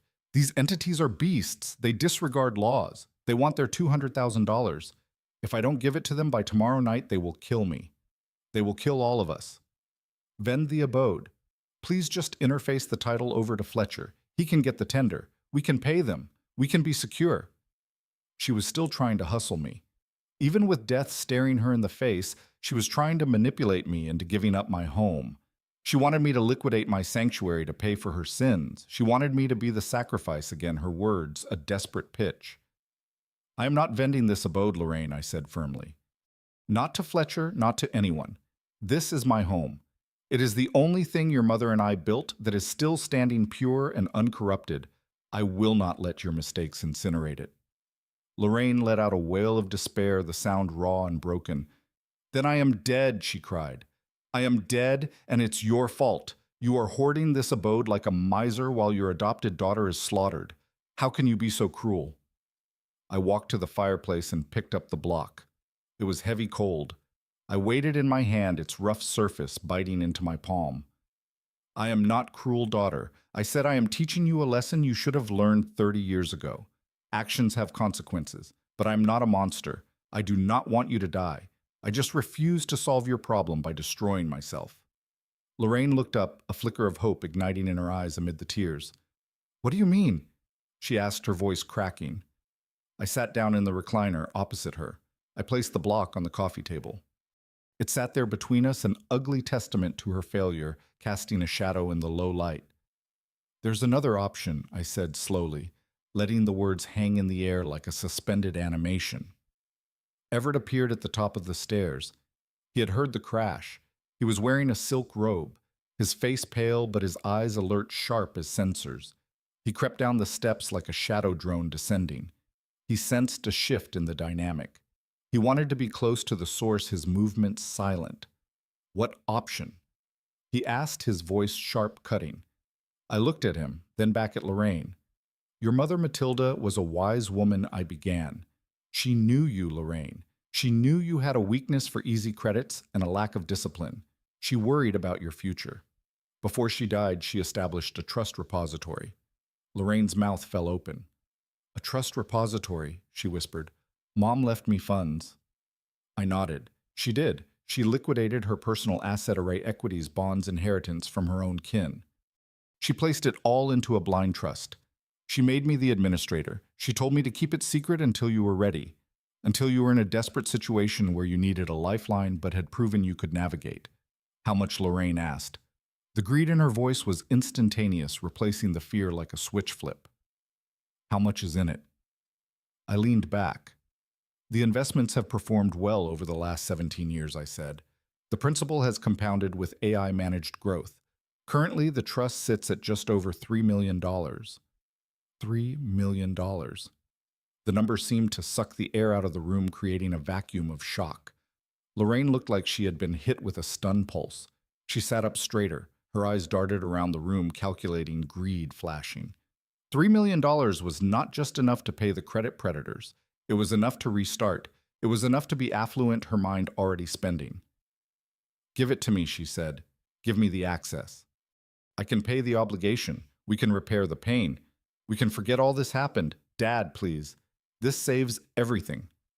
Everett came closer. He stood behind the settee, his hands gripping the fabric tightly. $3 million, he breathed, his voice low with avarice. I held up a hand. There are conditions, I said. Matilda did not want to fund your vices, Lorraine. She wanted to fund your success. The trust has a strict stipulation. To unlock the funds, the beneficiary must prove financial responsibility. You must show that you have liquid assets of your own totaling at least $100,000. It is a matching grant of sorts. You show you can save and build, and the trust unlocks to amplify your success. Lorraine's face fell. It crumbled like a collapsing structure. $100,000, she whispered. Dad, I have nothing. I have negative value. I have debts. I have $40 in my account. I cannot show $100,000. I shrugged. Then the trust remains locked, I said. Those are the rules. I cannot change them. It is an ironclad legal construct. If you cannot prove you have your own stake in the game, you do not get the windfall. But I need it now. Lorraine screamed, her voice breaking. I don't have time to accumulate. I don't have assets. Then you have a problem, I said coldly, because I am not vending the abode and I cannot breach the trust. You have 24 hours to find $100,000 to unlock $3 million. Or you can explain to your associates outside why you are empty-handed. Lorraine put her head in her hands and sobbed, the sound guttural. She saw the fortune dangling in front of her, tantalizing and unreachable. She saw her salvation and her doom in the same moment. She was broken. She had given up, her body shaking. But Everett had not. I watched him from the corner of my eye. He was not looking at Lorraine. He was looking at me. And then he was looking at the block. And then he was looking into the middle distance, his eyes narrowing like focusing lenses. I could see the gears turning in his mind. He was doing the math. Lorraine was insolvent. Lorraine was a liability. Lorraine was going to get hurt. But the trust repository was real. I had said it was a blind trust. I had said I was the administrator. He licked his lips. He looked at Lorraine with a sudden cold appraisal, assessing. He realized that she was the obstacle. She could not come up with the funds. But he came from a family with resources. His parents were wealthy. He had valuables. He had connections. If he could get his hands on $100,000, he could potentially unlock the trust. But the trust was for Lorraine. Unless Lorraine was not in the picture, or unless he could make a deal with the administrator. I saw the moment the idea took root.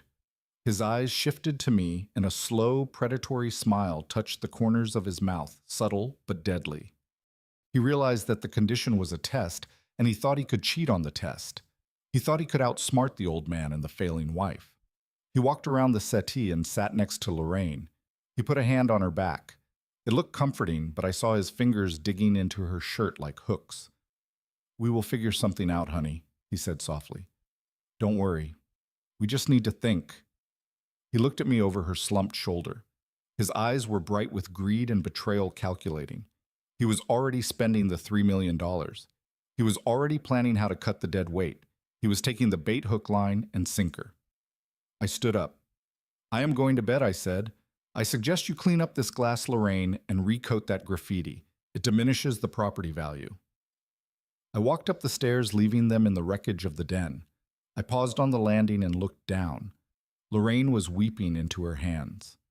Everett was staring at the back of her head with the expression of a man deciding where to dispose a corpse, his gaze cold as space. The seed of destruction had been planted. Now I just had to wait for it to bloom, the night air heavy with anticipation. The antique chronometer in the corridor chimed 3 Isrs in the morning. The sound vibrated through the floorboards of my bedroom, a deep, resonant toll that marked the passing of another hour in this house of secrets, echoing like a distant alarm. I was not asleep. I was sitting in my wingback chair facing the door, a single lamp casting a pool of yellow light onto the open book in my lap, the pages whispering under my fingers. I was waiting. I knew the seed I had planted earlier that evening would germinate in the darkness. Greed is a nocturnal creature, and Everett was its most devoted servant, his ambition a shadow in the night. I heard the soft creak of a floorboard outside my door. It was a sound Lorraine would have missed, but I had spent 40 years listening for the footsteps of rivals who wanted to sabotage my loads. The doorknob turned slowly, the alloy mechanism moving with agonizing stealth, a faint click. The door pushed open a crack, revealing a sliver of the hallway light, dim and blue. Everett slipped inside. He was wearing the same silk robe as before, but his demeanor had changed. Gone was the hysterical husband.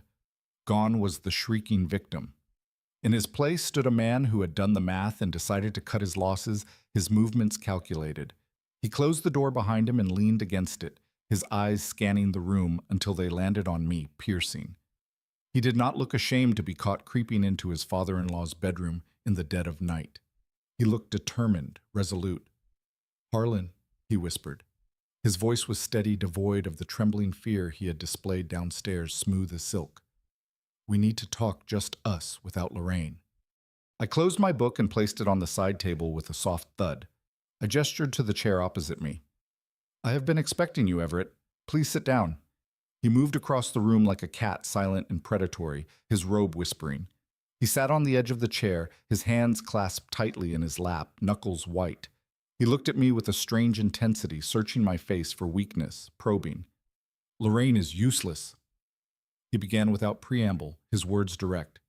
"She is going to get us killed. She does not have the funds. She does not have the intellect to get the funds. She is sitting downstairs crying and drinking your vintage, waiting for the entities to come and shatter her limbs. I cannot be tethered to a failing vessel anymore."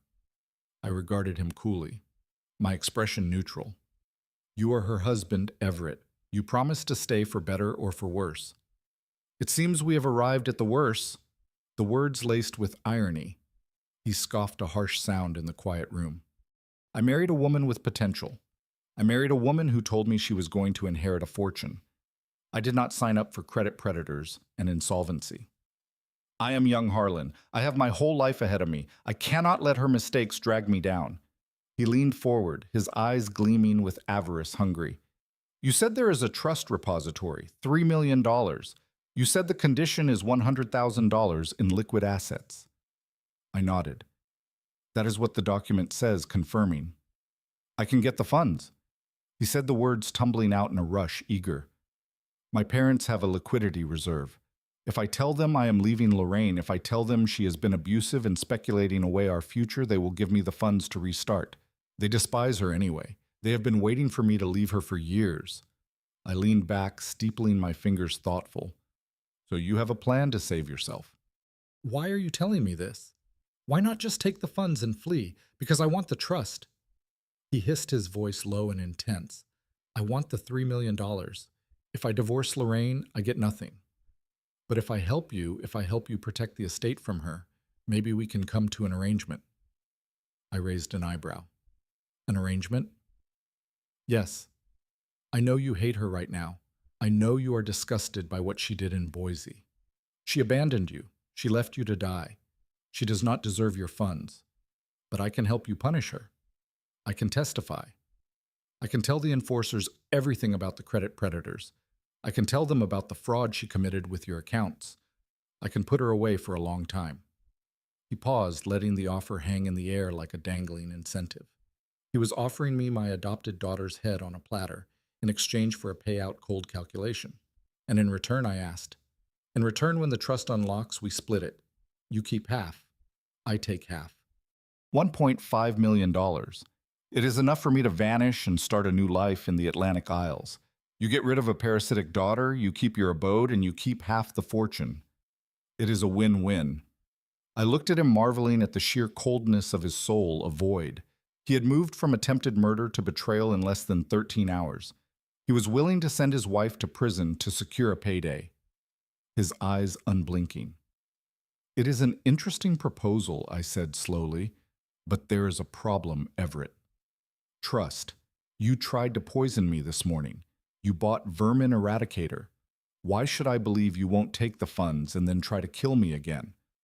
Or why should I believe you won't turn around and testify against me to save Lorraine if the wind changes? He shook his head frantically. No, Harlan, you don't understand. The poison was desperation. This is business. I am pragmatic. I know when I am beaten. You beat us. You are smarter than Lorraine. You are stronger. I bet on the wrong asset. I am correcting my mistake. I will do whatever you want to prove I am on your side. I stood up and walked to my desk. I opened the top drawer and pulled out a yellow legal pad and a stylus. I walked back to him and placed them on the small table between us. Words are wind, Everett. If you want to make a deal, I need collateral. I need insurance. He looked at the pad, then at me, wary. What do you want me to write? The truth. I said, I want you to write a detailed account of the trip to Boise. I want you to explain exactly whose idea it was to leave me at the terminal. I want you to detail the plan to vend the abode. I want you to write down every fraudulent action Lorraine has taken in the last year, and I want you to sign it. He hesitated. His eyes narrowed, calculating risks. If I write that I am incriminating myself, I am admitting to conspiracy. I shrugged. That is the point. Mutually assured destruction. If you betray me, I hand that paper to the prosecutor. If you keep your word, it stays in my vault until the funds are transferred. It is your choice.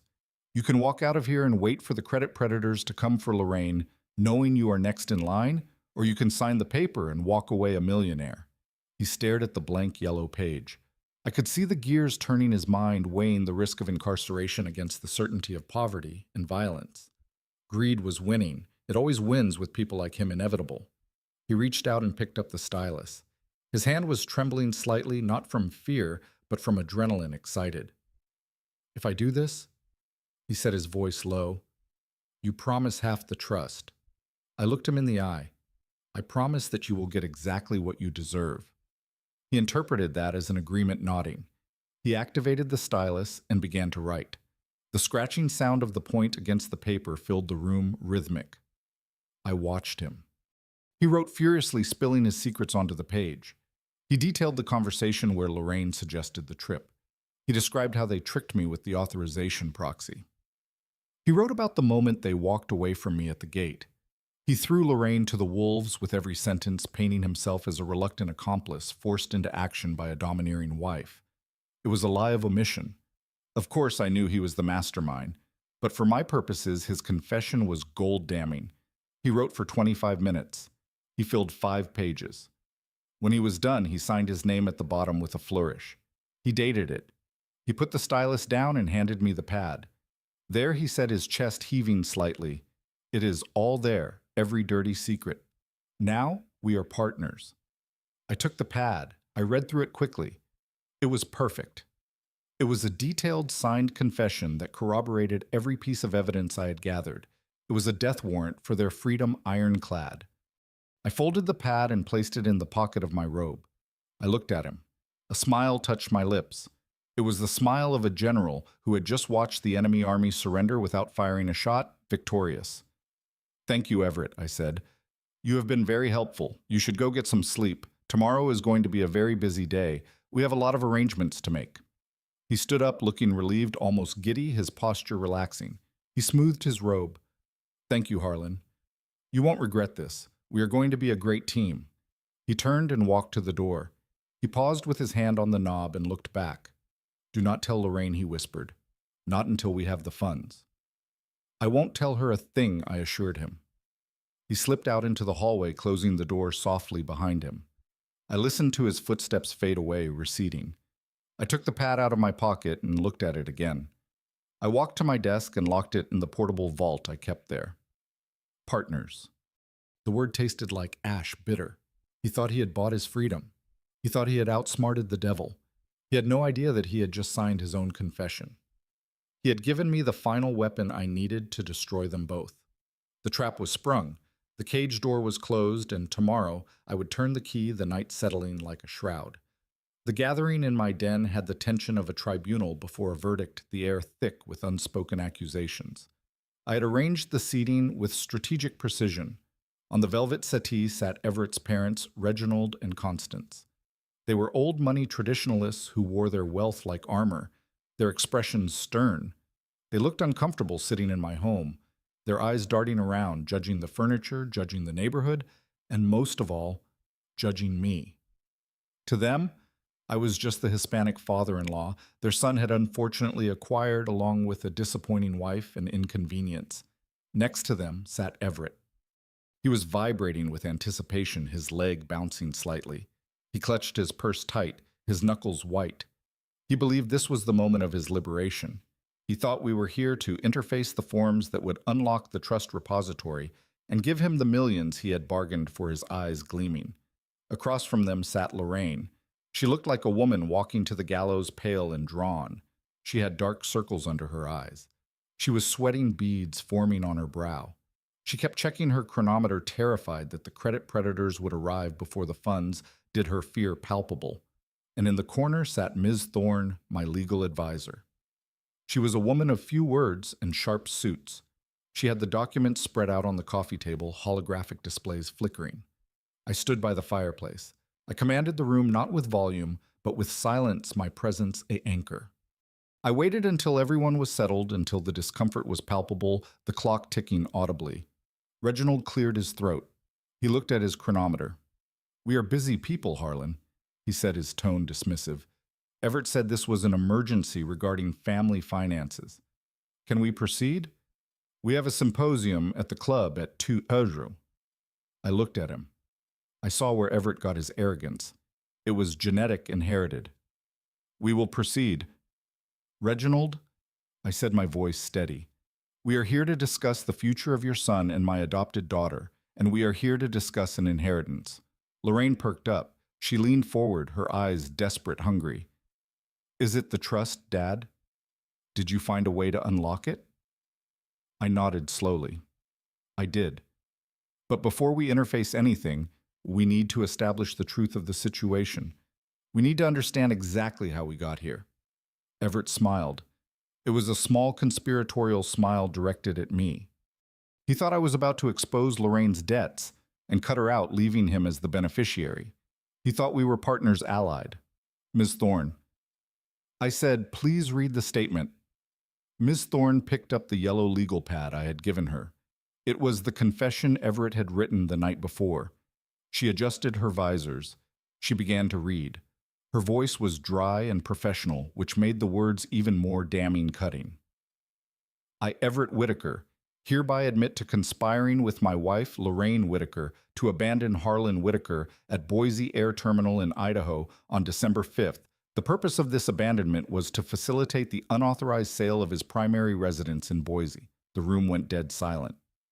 Reginald and Constance froze. Their mouths hung open, shock etched. Lorraine turned her head slowly to look at her husband.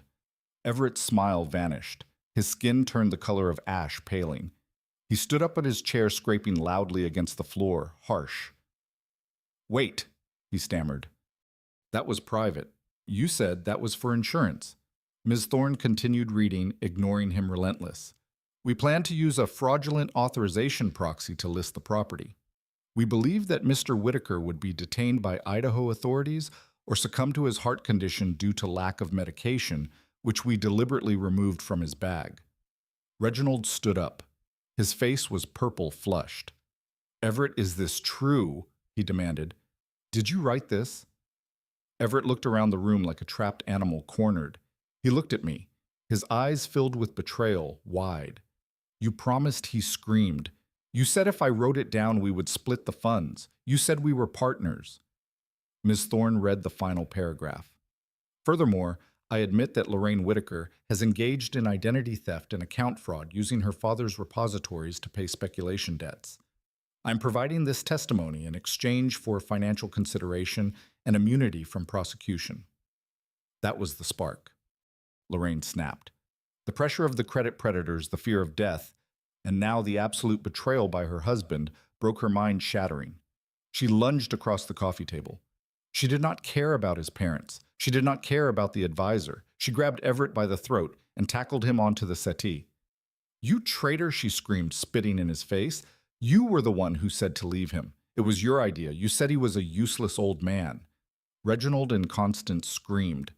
They tried to pull Lorraine off their son, but she was possessed by a demon of pure fury, unyielding. She struck him. She hit him with the open palm of her hand, the sound cracking through the room like a whip. "You ruined us," Lorraine yelled. "I am going to die because of you." The chaos was absolute. Everett was screaming, scratching at Lorraine's face nails, drawing blood. His parents were shouting for help, looking at me with horror, expecting me to intervene, expecting me to save them from the violence. Their own entitlement had bred the room a whirlwind of motion. I did not move. I stood by the fireplace watching them destroy each other. I took a sip of my infusion. Herbal blend, hot. It was delicious. I felt a profound sense of detachment removed. These people were not my family. They were a nest of vipers biting their own tails. I watched Lorraine strike him again. I watched Reginald try to hit Lorraine with his cane. It was ugly, it was violent, and it was exactly what they deserved. They had spent years hurting me in secret. Now they were hurting each other in public, exposed. Miss Thorne looked at me, her eyebrows raised. She was asking if it was time. I nodded. I set my mug down on the mantelpiece with a clink. I walked to the window and pulled back the curtain. Outside, a black enforcement van was idling at the curb. Roderick was in the operator's seat. He saw my signal. He flashed the headlamps once. I turned back to the room. "Enough," I said. My voice was not loud, but it carried the weight of command, authoritative. Lorraine stopped, her fist raised. She looked at me panting. Her face was scratched and bleeding. Everett was sobbing on the settee, holding his bruised cheek. His parents were huddled around him, looking at me with hatred accusatory. "You are a monster!" Reginald spat at me. "You let this happen. You set them up." I looked at him. "I set nothing up," I said. "I simply placed a mirror in the room. You do not like what you see." There was a heavy pounding on the frontal portal. It was not a polite knock. It was the authoritative hammer of law enforcement resounding. Lorraine froze. She looked at the portal. She looked at me. "Who is that?" She whispered dread in her voice. I picked up my infusion again. "I believe that is the consequence of your actions, daughter," I said. The portal burst open.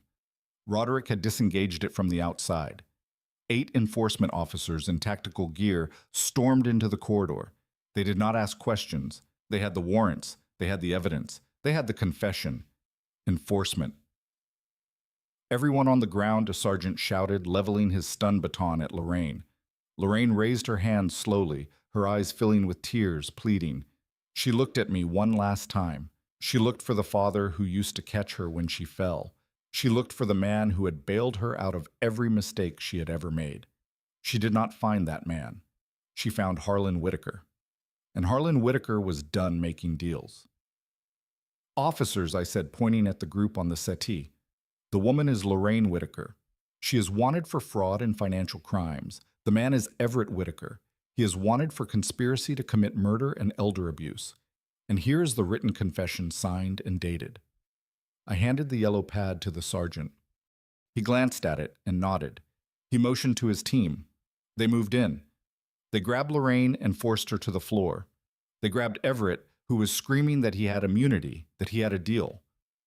You have the right to remain silent, the sergeant recited as he clicked the ratchet cuffs onto Lorraine's wrists. I watched them being dragged out of my abode. I watched Everett's parents trying to argue with the enforcement waving their influence around like a dull weapon. They were ignored. The law does not care about your elite membership. As they dragged Lorraine past me, she stopped struggling. She looked at me with dead eyes. You planned this, she whispered. You planned it all. I looked her in the eye. No, Lorraine, I said. I just finished what you started. They took them away. The portal closed. The sirens wailed in the distance, fading as they drove toward the precinct. The room was quiet again. The furniture was overturned. There was blood on the carpet, but the air was clean. The poison was gone. Miss Thorne packed up her papers. She looked at me with professional admiration. That was effective, Mr. Whitaker, she said. It was necessary, I replied. I walked to the galley and poured the rest of the infusion down the sink. The family meeting was adjourned. The verdict had been delivered. And now it was time for the sentencing. The sound of alloy ratchet cuffs tightening around my adopted daughter's wrists was the loudest noise in the room. It cut through the screams and the protests like a gavel strike final. Lorraine was on her knees, her face pressed against the woven rug she had planned to rip out. She was not fighting the officers physically, but she was fighting the reality of her situation with a desperate stream of words.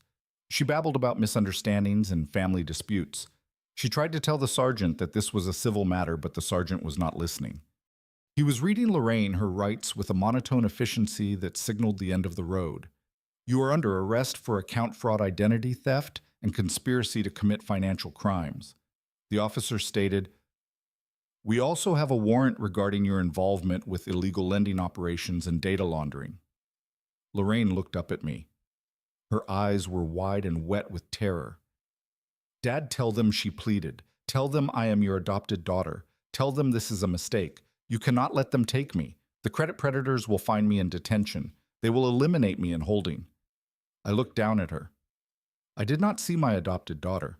I saw a stranger who had worn my daughter's face while stealing my life savings and personal. You should have thought about that before you interfaced my name on those loan applications, Lorraine. I said, You dug this void. Now you have to inhabit it. Across the room, Everett was putting up a different kind of fight. He was not begging. He was negotiating. As the female officer pulled his arms behind his back, Everett twisted and shouted at Ms. Thorne. I have immunity, he shrieked. I signed the confession. We had a deal. You said if I wrote it down, I would be a partner. You cannot arrest me. I am the witness. Ms. Thorne adjusted her visors and looked at him with professional disdain. You confessed to conspiracy to commit murder and elder abuse, Mr. Whitaker. There is no immunity deal for attempted homicide. That document was not a plea bargain. It was evidence, and now it is the primary exhibit in the case against you. His parents, Reginald and Constance, stood by the window, huddled together like survivors of a crash. They did not try to intervene. They watched their son being cuffed with a mixture of horror and self-preservation. They realized that any association with him now would drag their reputation into the mud along with his. They were already distancing themselves, their eyes cold and hard detached. The officers hauled Lorraine and Everett to their feet. They stood side by side in the center of the den, the wreckage of their marriage and their schemes surrounding them. The physical fight was over, but the psychological war had one final battle left simmering. Lorraine looked around the room, her gaze landing on the walls, on the ceiling, on the structure of the abode itself. A sudden frantic clarity entered her eyes. She realized she was going to prison. She realized her life was over, but her greed, her deep entitlement survived even in the face of incarceration resilient. Wait, Lorraine shouted, struggling against the grip of the officer. Wait 1 minute. You can arrest me. You can put me in prison, but you cannot take this abode. She turned her head to look at me. Her face twisted into a sneer of desperate victory. You think you won, Dad. You think you beat us, but I know the law. I am your only heir. When you die, this abode comes to me. Even if I am in prison, I inherit it. It is my birthright. I will vend it from my cell. I will use the funds to pay for the best advisors in the country. I will get out on appeal, and I will come back here, and I will desecrate your grave. She was laughing now, a manic, unhinged sound. She thought she had found the ultimate trump card. She thought that no matter what happened today, biology and inheritance laws would eventually grant her the prize she had committed crimes to obtain triumphant in delusion. Everett looked up, catching on to her thread of hope. That is right, he spat. We are next of kin. You cannot cut us out completely. The state laws protect us. We will get this abode eventually, Harlan. And when we do, we will raze it to the ground just to spite you. I looked at Ms. Thorne. The advisor nodded. She reached into her briefcase and pulled out one final document. It was not a yellow legal pad this time. It was a thick-bound contract with a government holographic seal on the cover. She walked over to where Lorraine and Everett were being held. She held the document up so they could read the title page. I'm afraid you are mistaken, Ms. Thorne said, her voice calm and dry. You seem to be operating under the assumption that your father owns this property. Lorraine frowned. Of course he owns it. He bought it 50 years ago. It is paid off. I saw the title in the vault. Ms. Thorne shook her head. You saw a copy of the original title. You did not see the transfer of ownership. Transfer. Lorraine whispered, dread creeping. 7 years ago, Ms. Thorne explained Harlan Whitaker entered into a life estate agreement. He sold the entire property to the Dock Workers Veterans Foundation. He donated the equity to build habitats for disabled laborers. The room went silent. Even the enforcement officers seemed to pause, listening to the revelation intrigued. Lorraine shook her head violently. No, that is a lie. He lives here. It is his abode. It is not his asset. Ms. Thorne corrected. Under the terms of the life estate, Harlan retains the right to inhabit the property for the duration of his natural life. He pays the utilities and the taxes. But the moment his heart stops, the moment he passes away, the property reverts instantly and fully to the foundation. It does not go into probate. It does not go to his heirs. It bypasses you completely. I stepped forward. I wanted them to see my face when they understood close. I sold it. Lorraine, I said 7 years ago when you stole the first $6,000 from my account, I realized then that you were waiting for me to die so you could cash out. I decided to remove the temptation. I sold the abode for $1 to the foundation. I gave it away to men who actually understand the meaning of honor. Lorraine looked as if she had been hit with a gut punch. She slumped in the officer's grip, her legs giving out, collapsing. All the air left her lungs in a long, wheezing gasp. You gave it away, she choked out. You gave away my inheritance. It was never your inheritance, I replied. It was my home, and I chose to leave it to people who would respect it. Everett let out a low keen of agony. He stared at me, his eyes wide with the realization of the magnitude of their failure, devastated. We did all this for nothing, he whispered. The trip to Boise, the poison, the advisors, the fraud. We committed crimes for an abode you do not even own. Exactly, I said. You tried to kill me for an asset that has not belonged to me in half a decade. If you had succeeded in Boise, if I had died on that seat, you would have come home to find the locks changed by the foundation directors within 24 hours. You would have been homeless anyway. The weight of that truth crushed them. It was heavier than the cuffs. It was heavier than the prison sentence waiting for them. It was the crushing weight of absolute futility. They had destroyed their lives. They had destroyed their souls, and they had destroyed their freedom chasing a phantom. There was no pot of gold at the end of their rainbow. There was only a donation receipt hollow. Lorraine began to laugh again, but this time it was the sound of a broken mind. She laughed until she choked, until snot ran down her face. She looked at Everett. We eliminated Reginald, she mumbled. We eliminated him for funds, and there are no funds. Whatever secrets they had buried in the past, whatever crimes they had committed before this week, were all for a payout that never existed. The irony was absolute complete. Get them out of here, I said, turning my back on them. I am tired. The officers pushed them toward the portal. Lorraine dragged her feet, her eyes fixed on the floor, unable to look at the abode she had coveted for so long. Everett was silent, his face a mask of shock, numb. His parents followed the enforcement out, terrified and ashamed, scurrying like shadows fleeing light. I heard the frontal portal close. I heard the heavy lock engage. I heard the sirens fade into the night. I stood in the middle of my den. It was messy, it was battered, but it was mine for as long as I drew breath. And after that, it would belong to heroes. Miss Thorne snapped her briefcase shut. She looked at me. "You played a long game, Harlan," she said. I looked at the empty doorway. "I played the only game that matters," I said. "I played for my dignity." I walked to the pane and watched the flashing lights disappear down the lane. My adopted daughter was gone. My son-in-law was gone. The threats were gone. I was alone. But for the first time in years, I did not feel lonely. I felt clean. I felt safe. I had cut out the rot. And tomorrow, I would start the rest of my life. The courtroom smelled of nanopolish and stale anxiety. It was a scent I knew well from my years on the docks negotiating contracts in union halls. But today it felt different. Today it was the scent of closure finality. I sat on the witness stand, my back straight, my hands resting calmly on the wooden rail, steady. I was wearing my best suit, the one I used to wear to union meetings. I wanted the jury to see me not as a victim, but as a man of substance, composed. Across the room, Lorraine sat at the defense table. She was wearing an orange jumpsuit that washed out her complexion. She looked small. She looked young. For a fleeting second, I remembered the girl I had taught to fish. I remembered the teenager I had bailed out of trouble in school.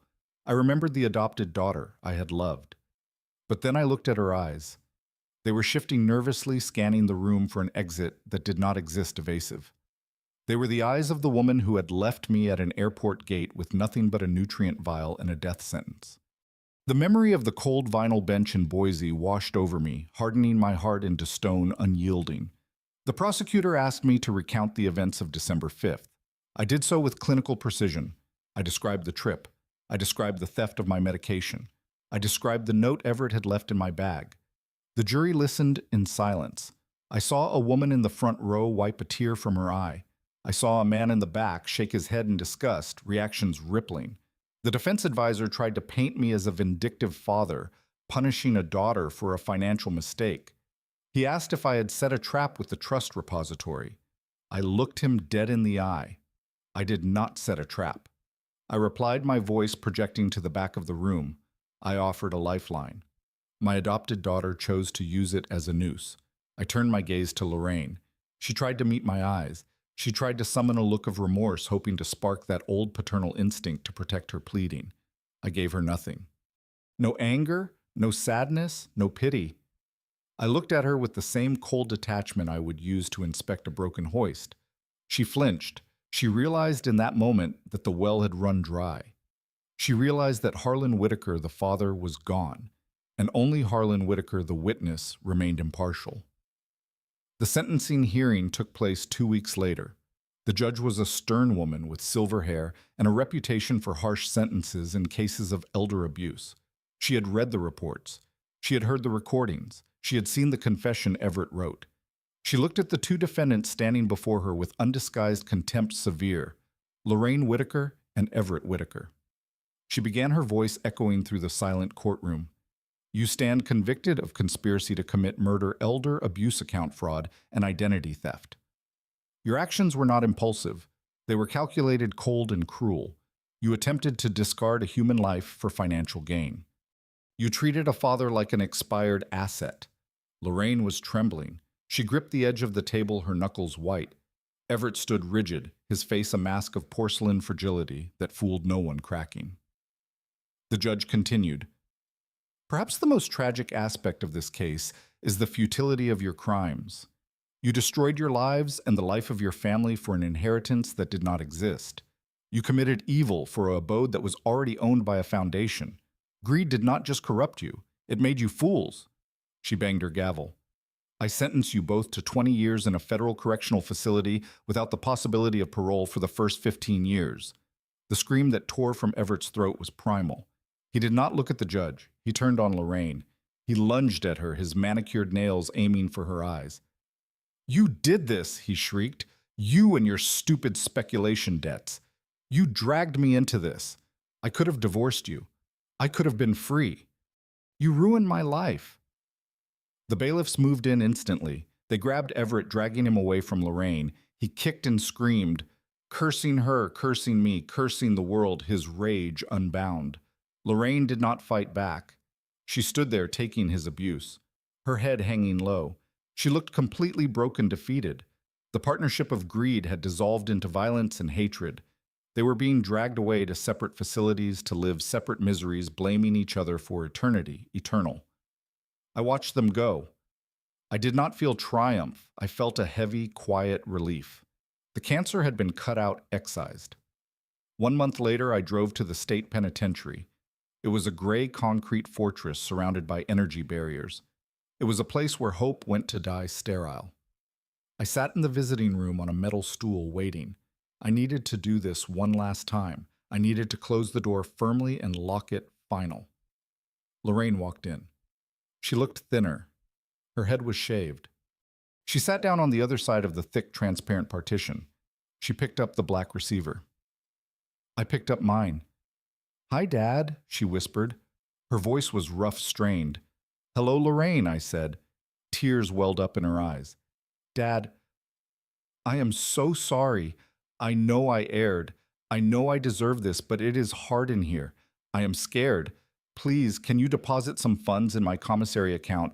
I just need some basics. Hygiene kit, dental paste. Please, Dad. I am your adopted daughter. Even in prison, even after everything, she was still asking for funds.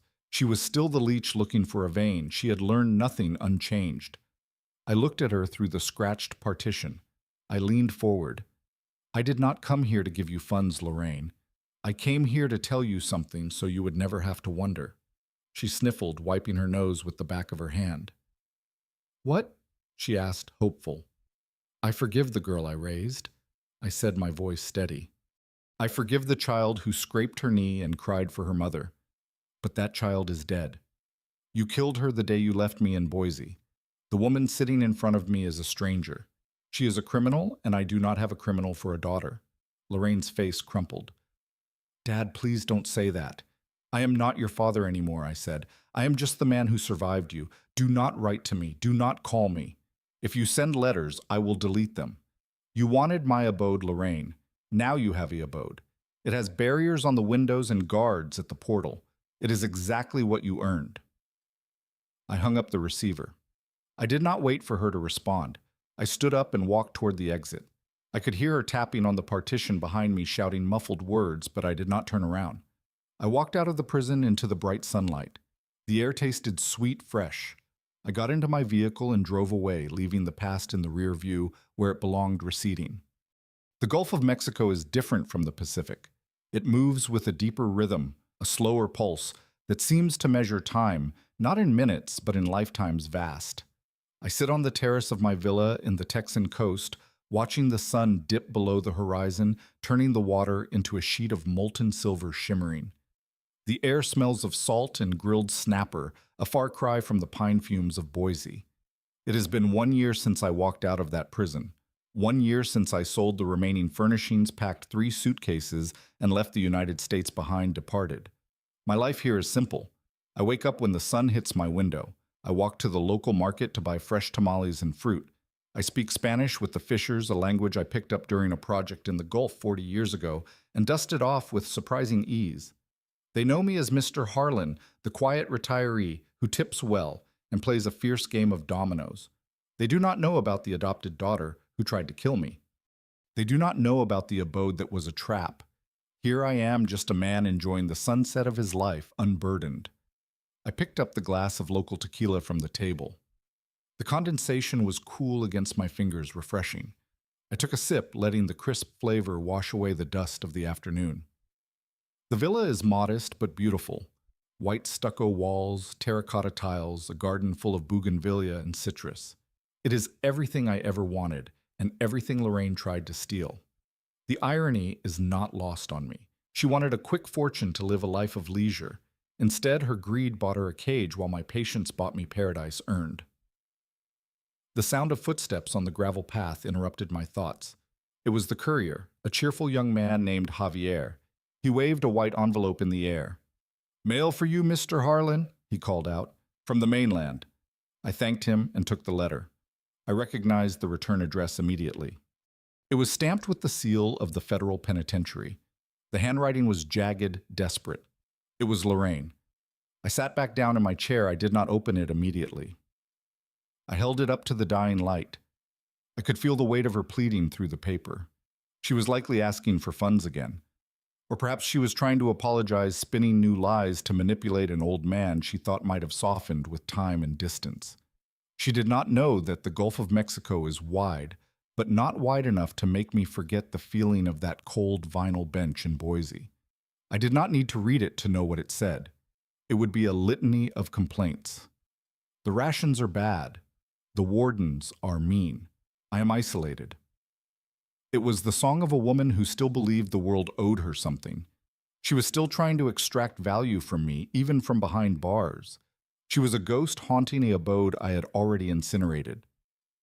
I tore the letter in half, then in quarters. The sound of ripping paper was satisfying final.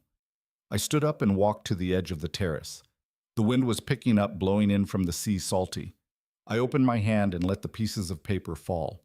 They swirled in the air for a moment, white confetti against the darkening sky, before being carried away over the cliffs and down into the churning water below. The ocean swallowed her words without a sound absorbed.